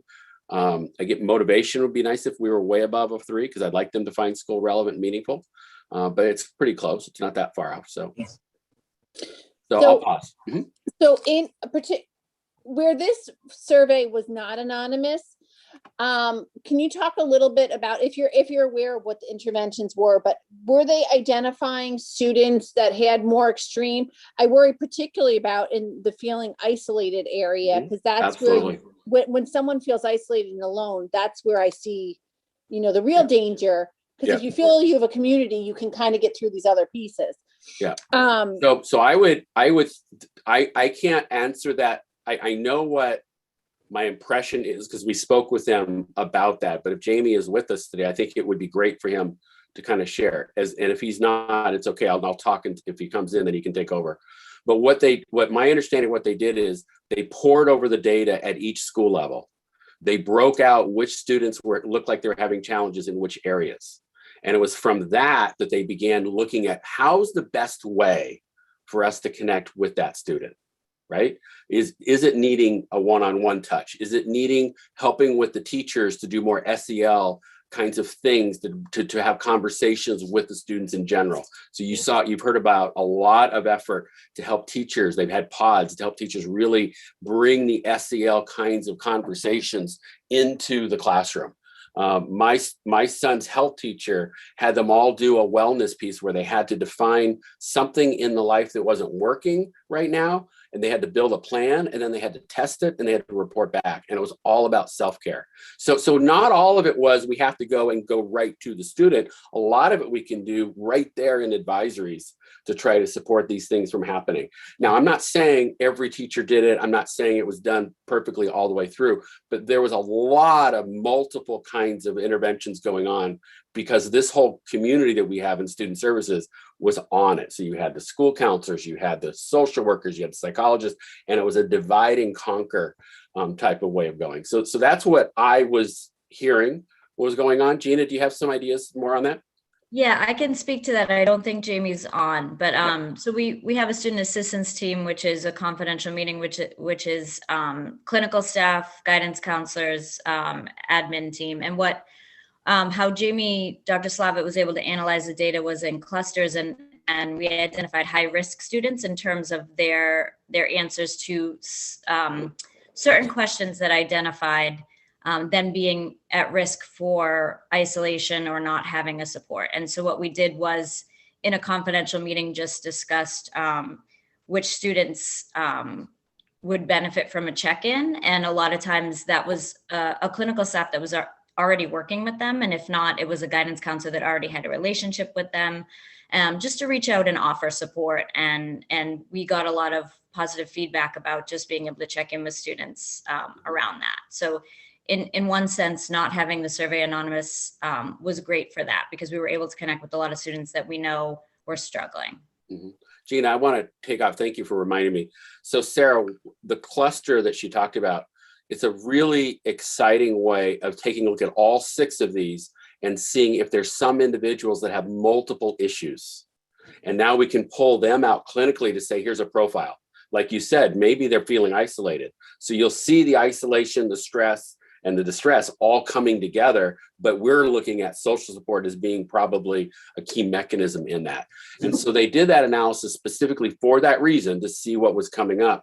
But I also know, in talking with Matt in terms of his feedback, pouring over and really the qualitative information, the open-ended was another level of analysis to see what students were saying. And again, all done respectively, all done privately, all done in ways that they would figure out what's the easiest supportive way to get to the students without anyone feeling like they're being, called out or anything like that. So, and there was so much smaller. Those particular number of students at that time was not a large number like we were feeling. I think emotionally, we felt like it's huge. It was not a tsunami of students that were fitting into those multiple categories. So, and I think you can see on the averages that it's bearing out. Again, there are students that are struggling. There are families that are struggling. I'm so glad, Nan, to just start focusing on the families because that's the feedback going on too. We need help. And certainly because I'm talking nicely doesn't mean we're not struggling in our family too. We're all in this as a community. So.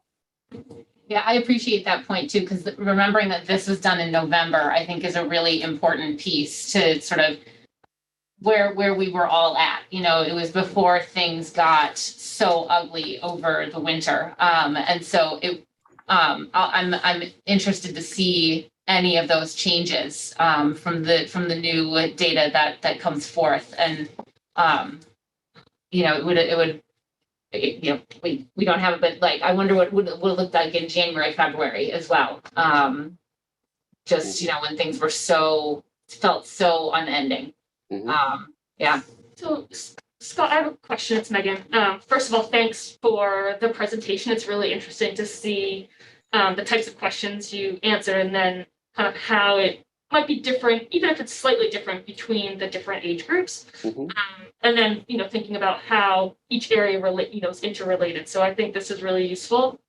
I guess my question is, with the new survey that Tess and Chloe are helping to work on, then what actions do we take out of that? Because it will have to be more global, right? Because it is an anonymous kind of rolled up survey. So then kind of what's the next step there?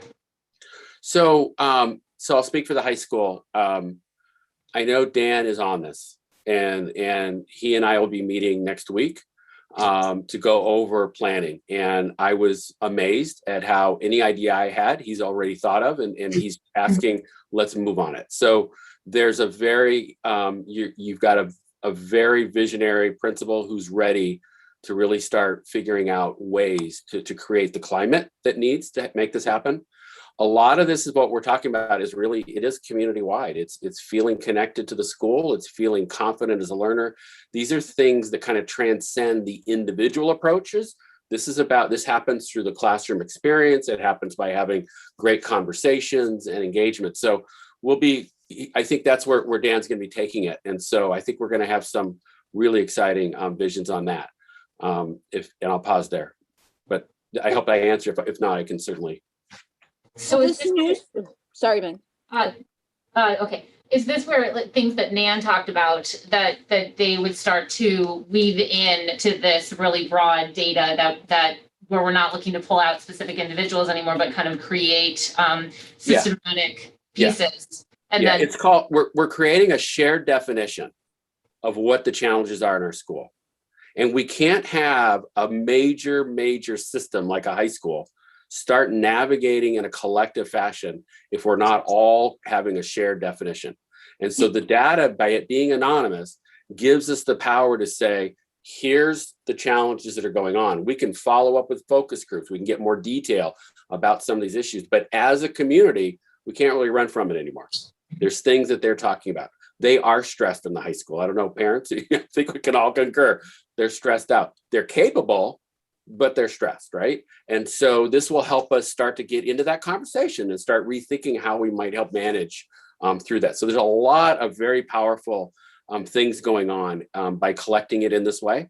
I think it's really good. The first way we did it was because student services said, we're really worried about individual students and we don't know who they are. So we needed a very quick kind of like that first hands-on look to just figure out what's going on. Now it's, hey, this SEL stuff is really huge, really important. We're starting to get it. Let's use it to help us define what's happening. And I see Eric just popped in. I'm thinking he might have something he wants to add. I have nothing but great things to say about you, Scott. No, I don't want you to talk about me. We're talking about the district. No, I've just been listening this whole time. It's incredible work. I know I've been, a little bit behind the scenes. Y'all have been doing an incredible job, and with our students and alongside you and Jamie, Gina, and everyone, it's really been incredible. We're looking to continue to expand, through next year as well. So thank you for all your efforts. I don't think we can underestimate as a community how huge it was what this district did around SEL. I work with districts, literally hundreds and hundreds all over the country, having this conversation, and they cannot come together like we did and put together. We're not even showing you the booklet that the team put together for families and kids around self-care. It's now going up to the health department, and we're hoping it'll shape that. This was amazing. And then to have the schools do a survey like this is hard to do. It's really not simple, and it was done. And then the follow-up, and then to have another survey and to see this kind of momentum continue. We've got to take a lot of pride that there's a lot of leadership in our district that are making this happen. There's a lot of talented people in this district that are making it happen. And whatever skills I have, I'm in awe of what we have going on around us. So really great stuff. So lots of If I could add, Scott, I want to bring to everyone's attention that that this week, every grade at the high school was offered an opportunity to join a clinical social worker, lead some talk and conversation around de-stressing techniques, and practice that with the guidance of the social worker. That was an opportunity that was offered 3 or 4 different times this week to students.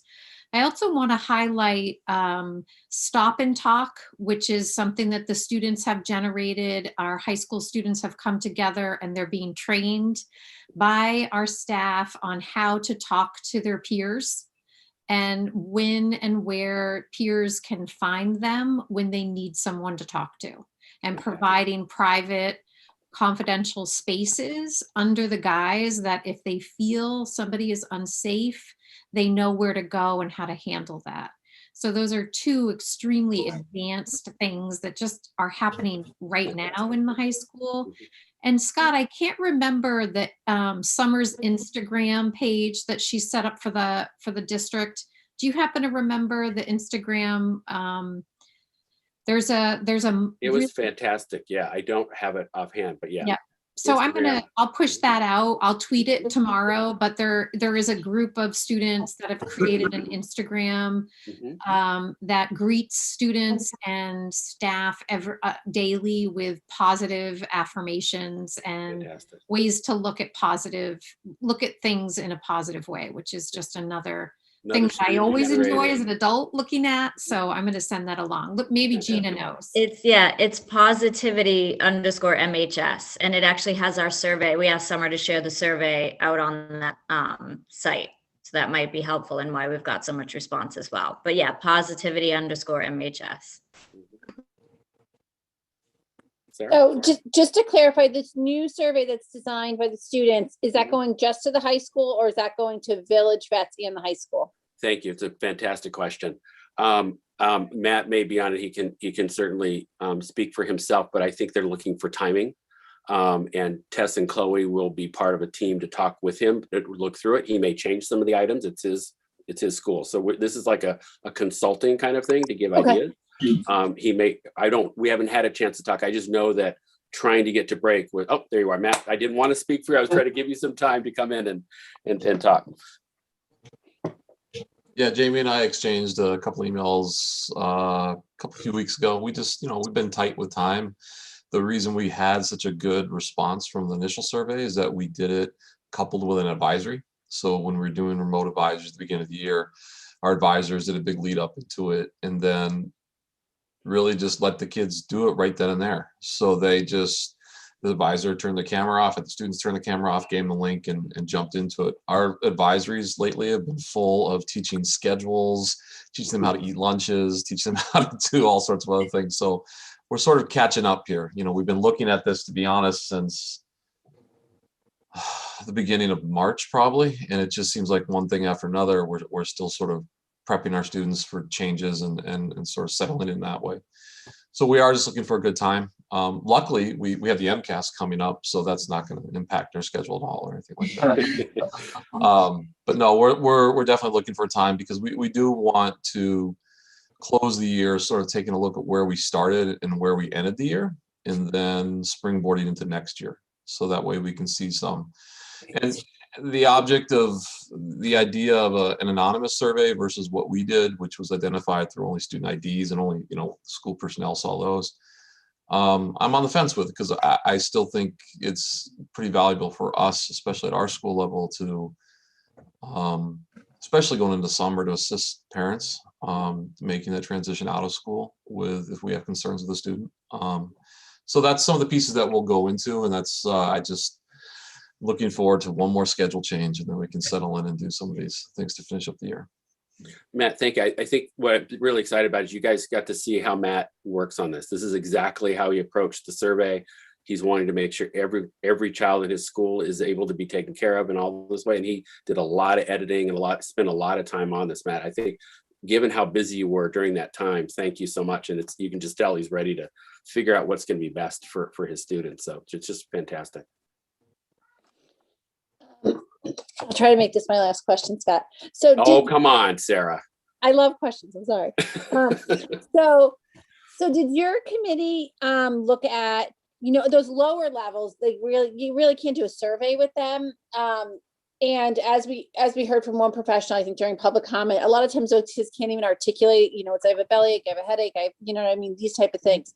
As we see this potentially on the rise, are we looking at, obviously we have the second step program, but I know at different schools at different times they've, there was a grant written for mindfulness by one of the teachers that they did some of that. And then we used to have some outside sources come in. I know Jean Scona came in at one point and I got to see what she did with my kids. But I see them even now, a couple of years later, try to utilize those strategies. They might not even realize they're doing it, but they're kind of so embedded. So I didn't know if we looked at, harnessing some of those community efforts to kind of increase, particularly with that younger population where that's been so successful, doing some of those mindfulness teachings where the kids, quite honestly, a lot of times see it as a game or something, but they don't realize really the impact they're getting at. But at least I think, Sarah, honestly, we didn't do a survey at the elementary. We probably could have gone and done something, but the elementary principals and the schools really got the brunt of this. I mean, the stress, the pressure was constant, right? There was no way they had bandwidth to try to figure out how we can push this in. That being said, we have phenomenal counselors and phenomenal support staff that are doing a lot of these things. I'm feeling very encouraged that they've been addressing a lot of these issues. Yes, absolutely. When we start talking about a strategic plan, I'm hoping SEL is going to be on that list, and we're going to have building level, grade level kinds of ideas about what we want. And second step is fine in elementary, but as we get to middle, it doesn't have the same panache. And really SEL at the elementary is really helping them make a great classroom, right? How do kids move and use these skills? In middle school, it's the foundation for mental health. It's really them engaging in positive interactions, because then they get something positive and they feel better as a human being. And then by the time we get to that middle and high school, those same skills are the workforce readiness skills. This is what they need in the world, period. And certainly employers are looking for it. So we have a lot to lean into around SEL. But I think there's a lot going on in elementary that we're not aware of, and I trust that they're doing a huge amount. But I think when you guys start describing your strategic plan, I'm hopeful that we'll have a more articulated vision, at least, of what we can be thinking about at the different levels. And I knew you were going to have another question, and we're going to be doing this all night, so we got to be careful. No, you really need to just coming up with this. Hey, Sarah, can I want to add just another bit of information. As I alluded to, we're meeting with Dr. Slavitt tomorrow, and Dr. Oxford and I, one of the things on the agenda, spoiler alert, if Jamie's on right now, we're going to talk to him about how do we bring some of those practices that he's been able to bring at secondary level to the elementary level this year before the end of the year. So how can we start building some of those networks for the younger students? And are we surveying our staff? Because, you hear how important it is, but they're really like frontline workers, and they're all experiencing trauma through all of this. But they Sarah, need to, you have no idea how awesome that was. So at the beginning of the year, they did a whole kind of PD for the teachers, and it was a home run. I know, I've heard really positive stuff, but are we surveying them throughout the year to make sure they're putting their created? So I think where Nan's going is they also created pods. And so staff our counselors and psychologists would follow up with teams of teachers and keep the conversation going. This is a model that post-COVID we need. We need to keep remembering that our staff are working so hard and get so stressed. They need a place where they can just talk and they can get ideas about how to connect differently with their kids. So what Nan's describing that's going on with Jamie, we need to go district wide. And so I think that's the whole point, is we really did come up with something this year that's quite remarkable, and partially because we've got great student services staff. I mean, they just are amazing. And so now they're able to really use their skills in a way that's helping our whole district. So fantastic. And then of course our next question will be, and how can they get to us parents? We want time too. But anyway, Scott, thank you so much. And when Tess and Chloe get their information back, can we have you guys come again and report out from where we're at currently? Yeah, they would love it. I speak for Gina too. I think it'll be fantastic for Yeah. them to lead Yeah. this conversation. Be great. Yeah, I just wanted to add on to that. We would love that. And also, I think this was mentioned, but both of us are doing our senior project together with Ms. Hart. And a lot of it is going to be centered around this data. And we haven't decided exactly what we're going to do with it specifically since it is anonymous. But I think the biggest thing that we're going for is spreading awareness that so many of our students do struggle with mental health stuff, especially during this pandemic. And I think that our goal is to break the stigma and show students that we have resources, so more students will be pushed to go towards those resources. So, and I also love the idea of bringing it to elementary and younger students. I actually work with kids, and something that I started implementing every day is asking them how their day was and hearing about their feelings, because I totally agree with you, Sarah. I do think that a lot of this stuff is going over their head and they're struggling silently because we can't really tell. So yeah, awesome. Awesome. Thank you, Tess. So Amazing work, guys. So Scott, this was awesome. Thank you so much. And Gina and Man and Jamie and everyone else who's worked on it. But I also just want to say how awesome it is to have such engaged students. Like this is amazing. Yeah. And this type of thing is exactly why I personally, I'm sure everyone else gets involved in school committee, right? So awesome job, guys. I cannot wait to see the survey results that you put together and see what that data looks like and how and if it's different, and then what we plan to do with it. So Yeah, I mean, yeah, I'm amazed. I mean, for the students, these are things that I was doing in like senior year in college and graduate school. So this is like, I'm blown away. So It's pretty amazing. yeah. Awesome. Awesome. Thanks, Tess. Thanks, Great. Chloe, if you're still on. Yeah, thank you, everybody. Thank you, Scott. And yeah, we would, you know, we still got time left, but our meetings are dwindling at points. So we can kind of see to the end of the year. So, you know, hopefully we can work and make sure that you're back with us before the end of the year. Thank you. All right, I think we've got one more piece, John. Sure. There's nothing that boosts social, emotional spirits like hearing about end of year activities. And Mr. Bauer, in 2.5 minutes, is going to tell you about graduation planning and prom and all of the exciting stuff that I know is on everyone's radar. And I will give a spoiler alert. We continue to wait for guidance from Desi on what is allowed, because what is allowed changes. But hats off to Dan Bauer on staying up with all this and fighting to get all of these honored traditions and end of year activities available to our parents and students. So Dan. Thank you very much. And I'll try to be under 2.5 minutes. I'll do the best I can. So, anyway, I appreciate you pointing that out, Dr. Bucky, and the fact that I know everybody's dying for information about the senior events, and we're committed to doing the best that we can. So we're doing everything we can to make sure, working with the senior class officers, senior advisors, class advisors, administration, Ms. Page, and also we've also been able to work with the Board of Health just to, as the guidance comes through, to ensure that what we're doing meets what we need to be doing. So I know it's tough because everybody's waiting for information, and there will be a meeting after April break with the senior class to provide more details, but it is evolving. The goalposts do move.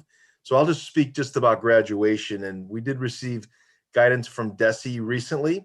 And within that guidance, and it's important to know that they've also taken that guidance from the Department of Labor standards in consultation with the Department of Public Health. So it's pretty comprehensive.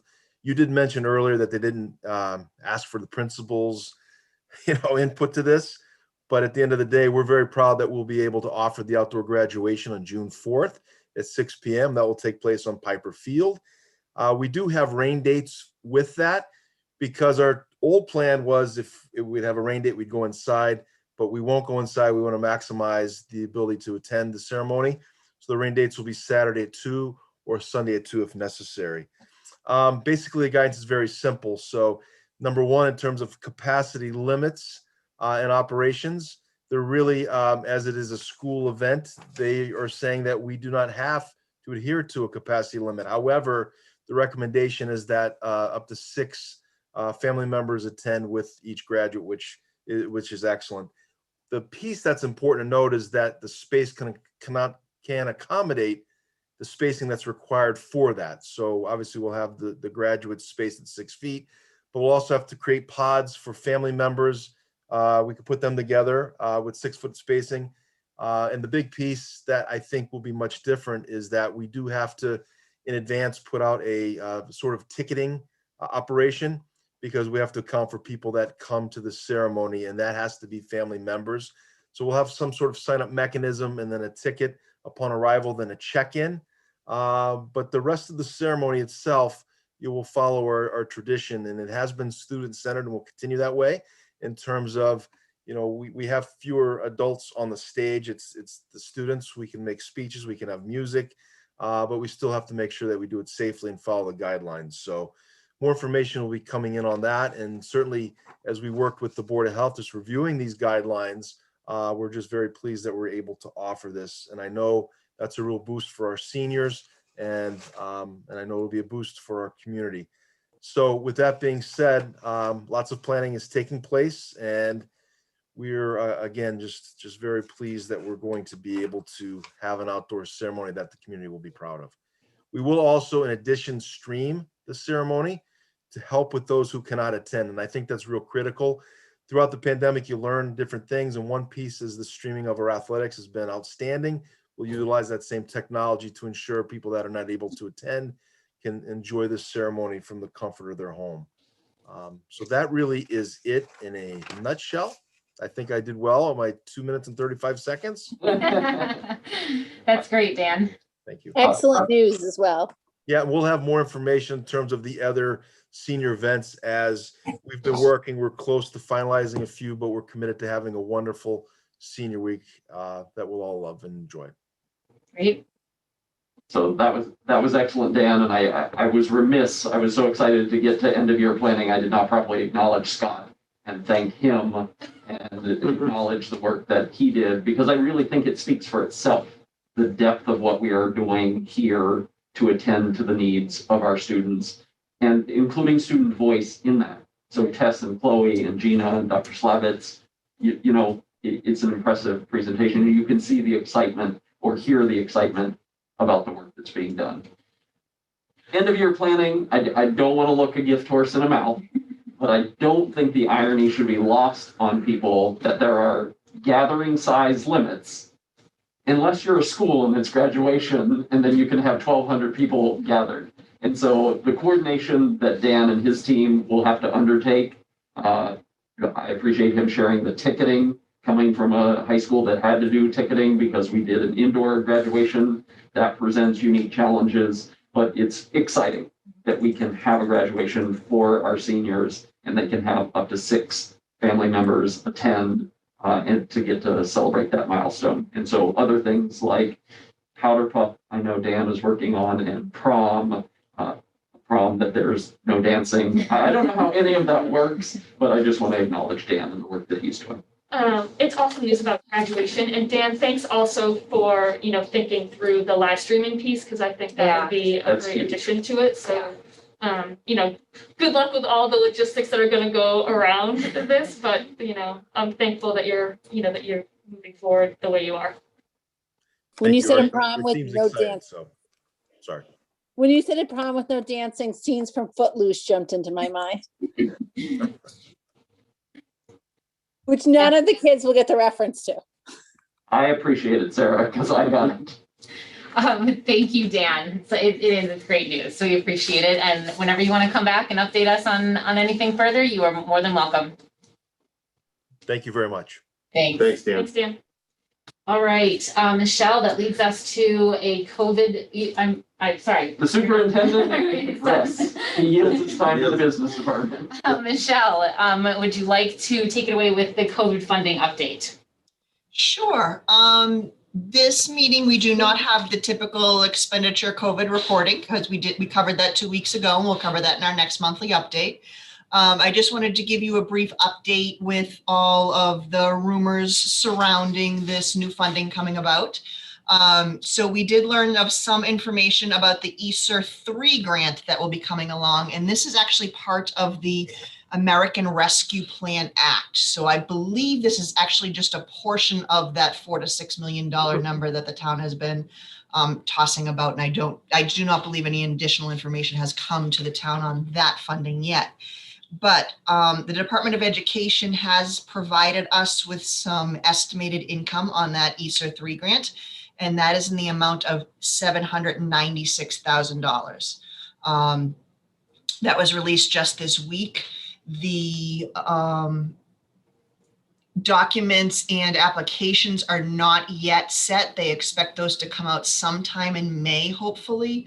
I did not get a real good reassurance when Desi spoke about those this week, because they are stating that the federal government is holding some of their funds until they determine how they're going to use the rest of their allocation.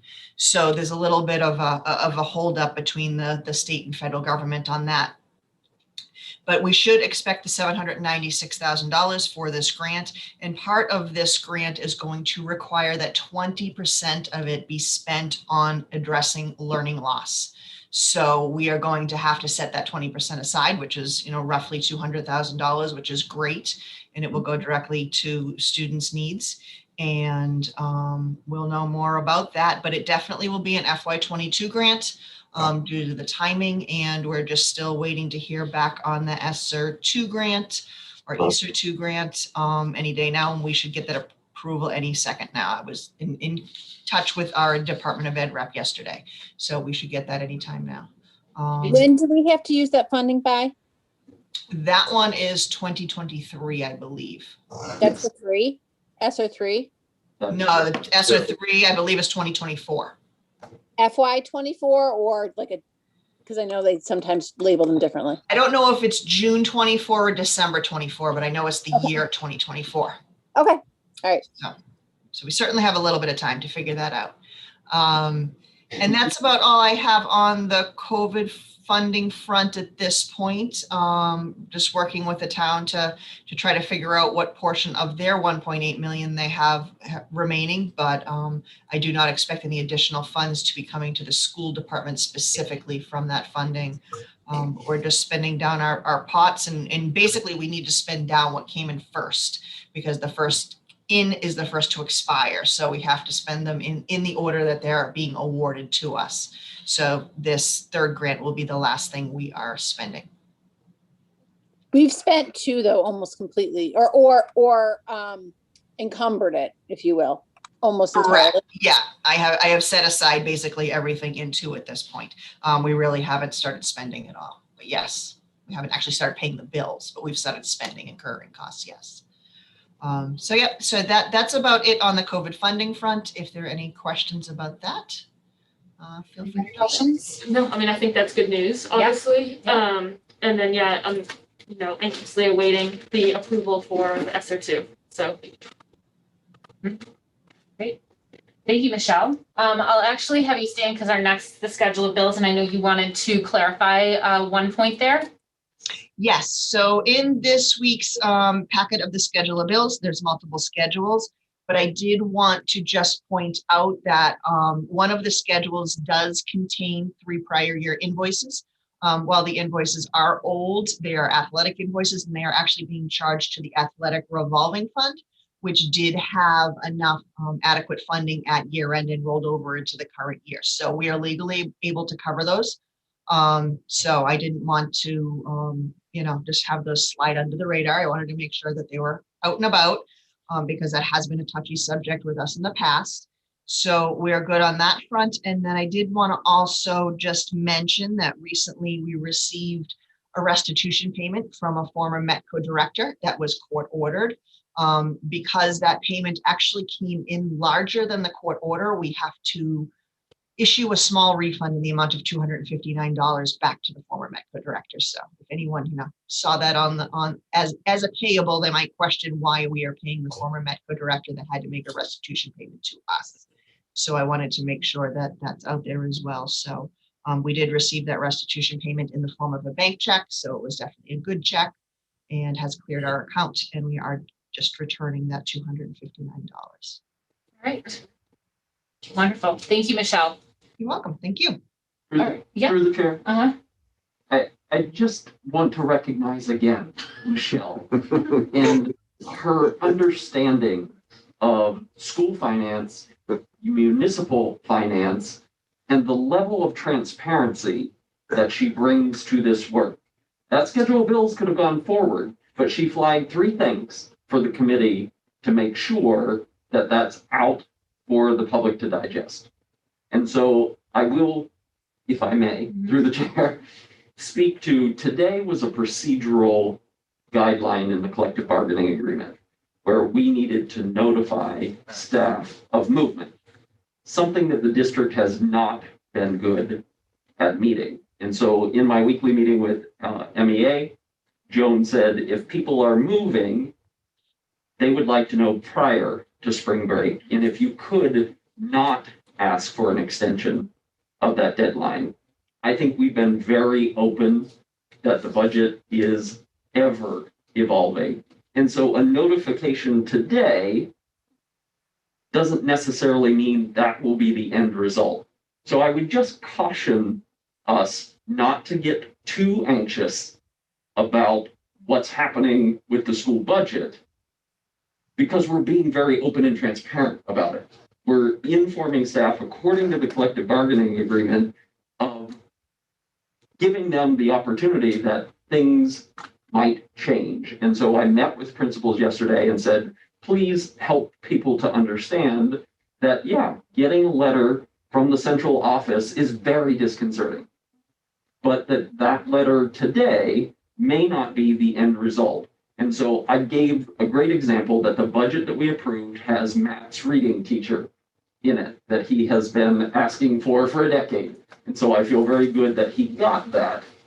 We already have an internal grade level teacher that has expressed interest in that. If that internal grade level teacher gets that, that would open a grade level position for one of the reductions that was in the budget for that person to come back. So although a letter was received today, I think we should recognize that that is a procedural safeguard in the collective bargaining agreement where we're working with the teachers union to abide by that, but that there's still a lot of work ahead of us to do. I think that's a Good really explanation. Yeah. point to make too. So thank you. Yeah, thanks, John. And of course, we all love Michelle. Know that she's amazing. Absolutely. Thank you very much. I'll step down off the soapbox and recognize Michelle yet again. All right, can I get a motion to approve the identified schedule of bills totaling $585,771.15? So moved. Megan moved. Emily second. I think those were probably the only questions. Just want to make sure nobody's got any others. All right, Sarah Gold, yes. Megan Taylor, Yes. Sarah Fox, Yes. David Harris, Yes. and Emily Barron. Yes. Great. Passes 5-0. Thank you, everybody. Thank you, Michelle. Thank you. All right, so that moves us on to school committee communications and such. So I have on here our school committee goals. I didn't see this as us kind of officially going over this. I just wanted to really point them out because we're sort of teeing up this piece with the strategic plan, John's entry plan, and then the superintendent evaluation. So I will bring these back a little bit closer to the end of the year, but I wanted to kind of put them back on our radar as I've been starting to kind of try to dig in on how to present the superintendent evaluation. Some of the things I'm learning about is how our goals fit within that evaluation. I think from what I'm understanding, we did our goals a little bit differently this year. If everybody remembers, we did them kind of closer to mid-year than where we should have sort of had them done, probably more towards the beginning of the year, and that they would really be in conjunction with the strategic plan. One of our main goals is creating the strategic plan with the superintendent. So, this year, as with many things, is a little bit different than it'll look hopefully going forward. But I just wanted to bring them back sort of into our view again, because it's been a while since we've looked at them, and just sort of keep them on our radar again, as we push towards all of these really large goals at the end of our year. That's really all I wanted to tee up with this. So. Yeah, I mean, I think it's good for us to look at these again and just think about how we're tracking. Because it is April, we've got less than 2 months left. So I think that's good, and just, you know, we're moving forward on them, obviously. I think, you know, these ones, this was our pilot year, if you will, with goals. So at least we got them done. You know, that was kind of a long time coming. So, you know, I do think when the school committee meets again in the summer to do your workshop, we should really be kind of doing this in conjunction. So, you know, I think this was a good starting point, I guess. But yeah, there's definitely and I think, you know, we've hit kind of quite a few of these things with the budget goal that we had. I know the facilities I think that's going to start to really come in and take shape. And then obviously, as I mentioned, the strategic plan that we're going to tee up right after April break. So, all right. Thank you, everybody. Subcommittee and liaison updates. I think policy, we are going to skip a month just in put schedules. So we will be back in May, beginning of May. Anybody else? Budget, I think we've well, we had the FinCom meeting on, is that only Monday? Yes. It's been a long week. It's like, so Dave, do you want to No, read on how that went? It was Monday, and Dr. Bucky, you know, once again made the presentation that was an abridged version that came before the full committee, and prior to the Monday meeting, again, recognizing Michelle and Megan, there was an entire packet that went to the finance committee before the weekend and before they met, as 3 of the members have participated in the process. And so I think it was pretty much out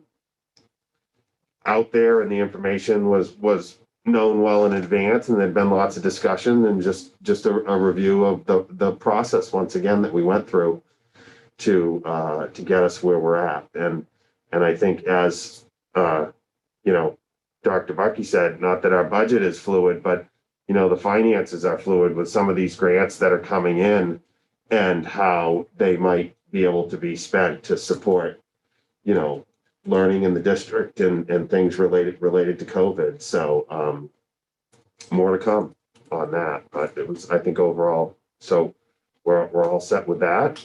And there is the warrant hearing. I don't have the date, but I think it's this coming week, isn't it?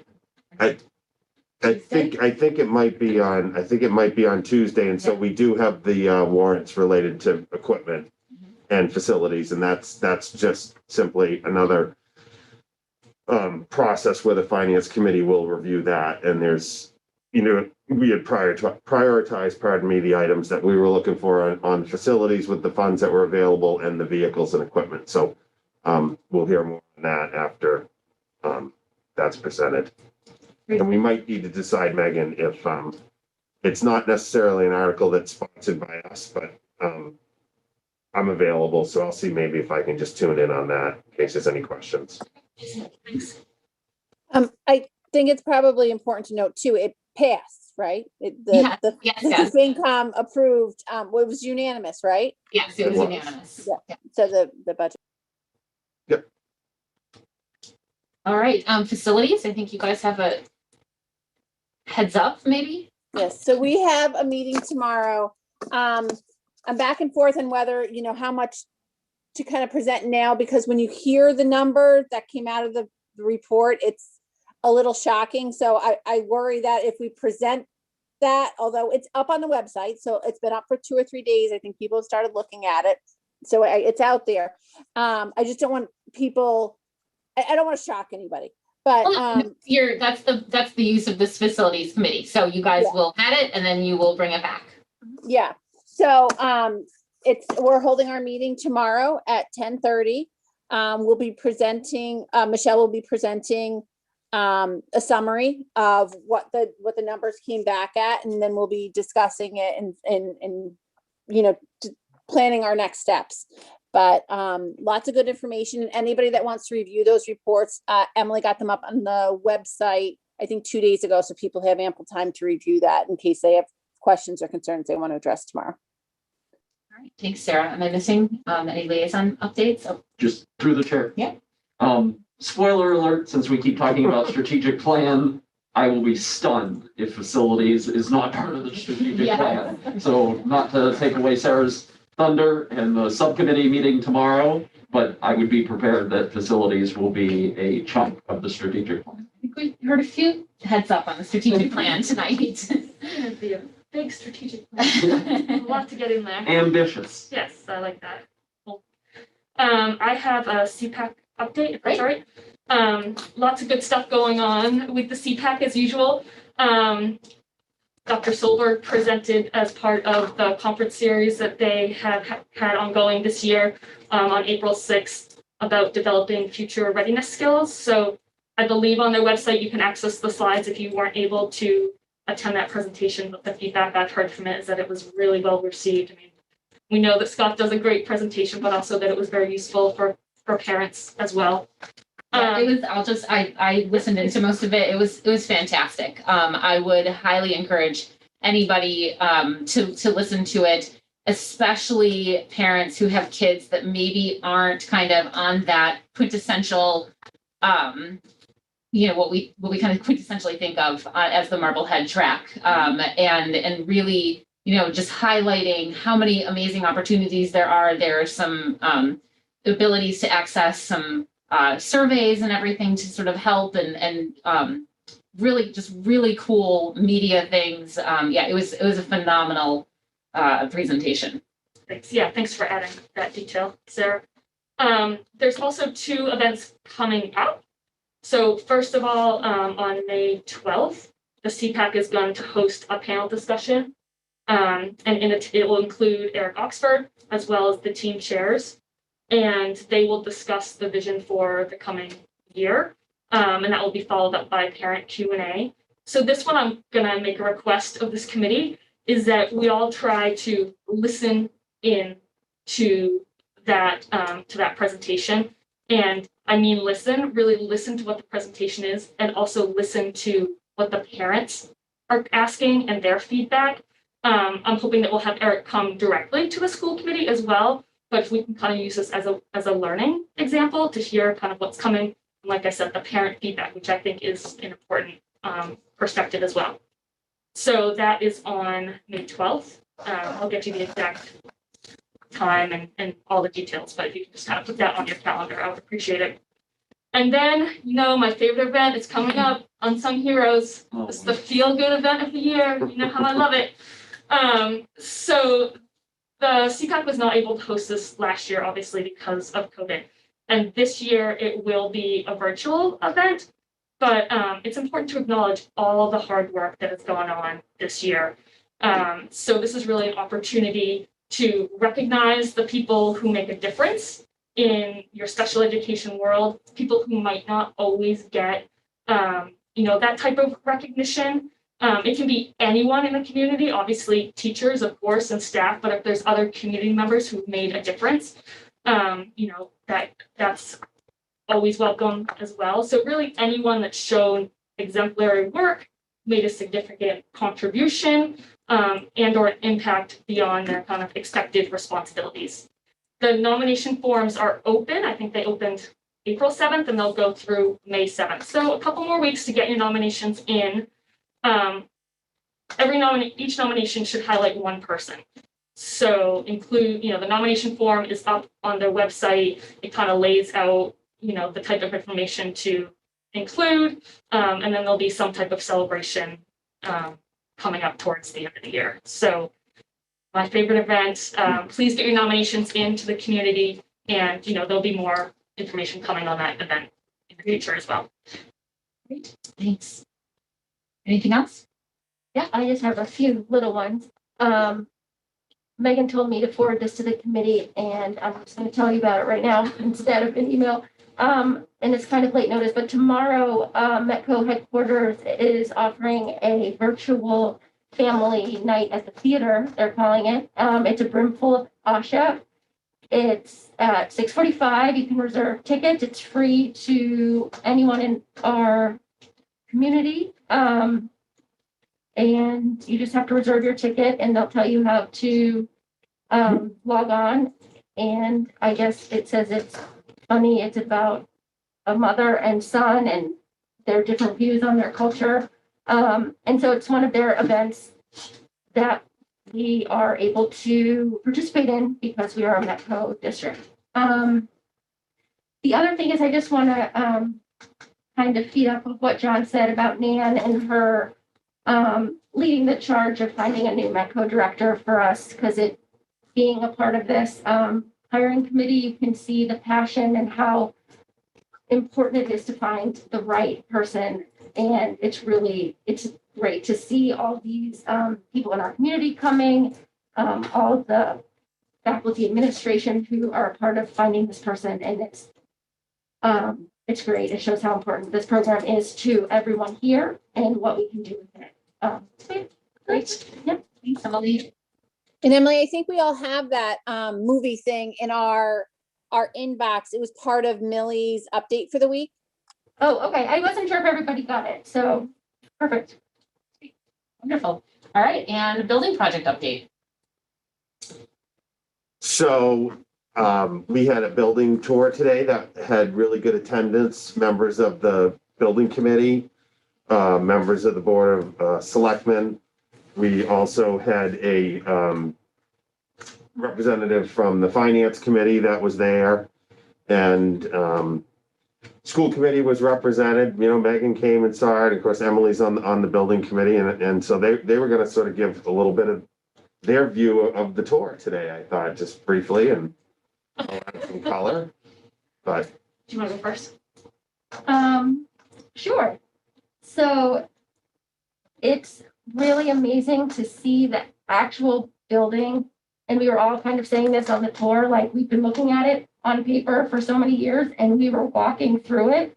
And like the paint color is up in the classrooms and it's like beautiful blues, greens, orange, yellows. It sounds like a lot, but the way that it's spaced out and the subtleness of just having the one accent wall that you can like look down and see all, I mean, it's like amazing. It's really awesome. And to Eileen, who's the music teacher at Coffin, came and got to see her music room that she's been dreaming of, I think, for 19 years. And like we said earlier, she had tears in her eyes on how amazing the space was. And it's so huge. And it's just really, I don't know, it's so great to be able to have this happen and offer this to our community. Because, you know, we talk about how the community spaces and how they can like shut off the academic part. So at night, everyone can use it,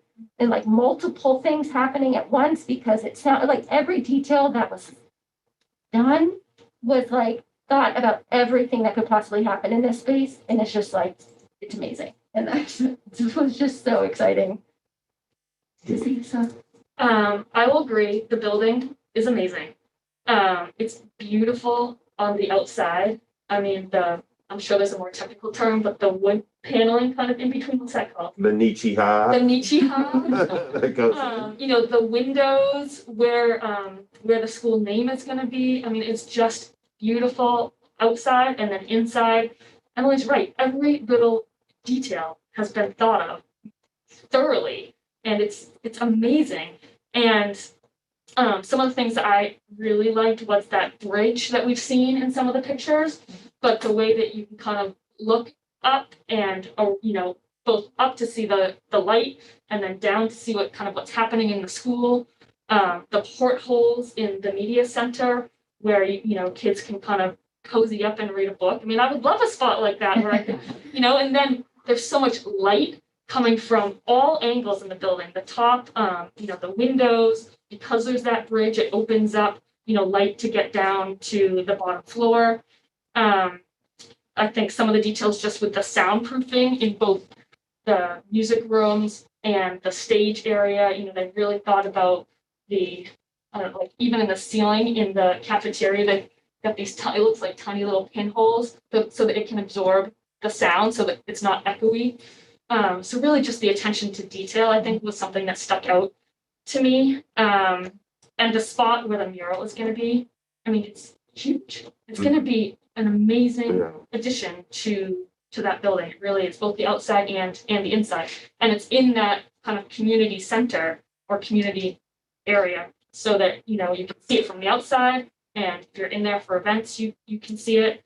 And then while it still is, you know, big pile of dirt, but the outside space up there is going to be amazing. It really is just going to be amazing. So David, thank you for organizing that. It's really exciting to see it start to come to fruition. And I think Tripp was saying how in the next, 4 to 6 weeks, we're going to see, another major transformation because the landscaping will start to kind of go in and, start to finish up the skylight will go in the main corridor. Yeah, so there's some big things coming up too. So, I mean, I think even as you drive by, you'll start to see some changes there. So really well done, guys. I mean, I think this building committee has done an amazing job. All your hard work is paying off. It's going off. Thanks. Great. And I would just want to echo, it was, I mean, that's why we're doing this. It's about the students and it's about the teachers and the educational design. And seeing Eileen go into the room, it was just like, I heard this enormous loud screaming of excitement. It's like, oh my, what's happening? And she, saw her room and just to see that space. And while Sean couldn't be there today because he was at a teacher's forum, but Donna was there, and I want to recognize Donna too. I mean, as she said, it's been 5 long years, and she's been there when there were the pre-educational design groups of thinking about what this was going to look like, and the extended learning spaces, and there was Donna, just like she's like, wow, this is real. It's just going to be an amazing school, and she's retiring, but I want to thank Donna for the time that she's put in to contribute to the fixtures and equipment, most recently, and then all the work that she's, all those meetings at Glover. Donna was just, talking about, how it's finally coming to fruition. So very gratifying, and we'll be hosting more, and hope people will be able to attend, and as we go forward. I sure hope I'll be able to. Yeah. Sorry, I missed Great. it. It's really, really exciting. Great. And we have 3 less schools that will be on Sarah's report tomorrow as a result of this. So it could be a lot worse if we didn't have this $55 billion project to take some older schools offline. Great. Spoiler alert, they're our cheapest ones on the report. I was shocked. All right, that leads us to closing business. Any new business?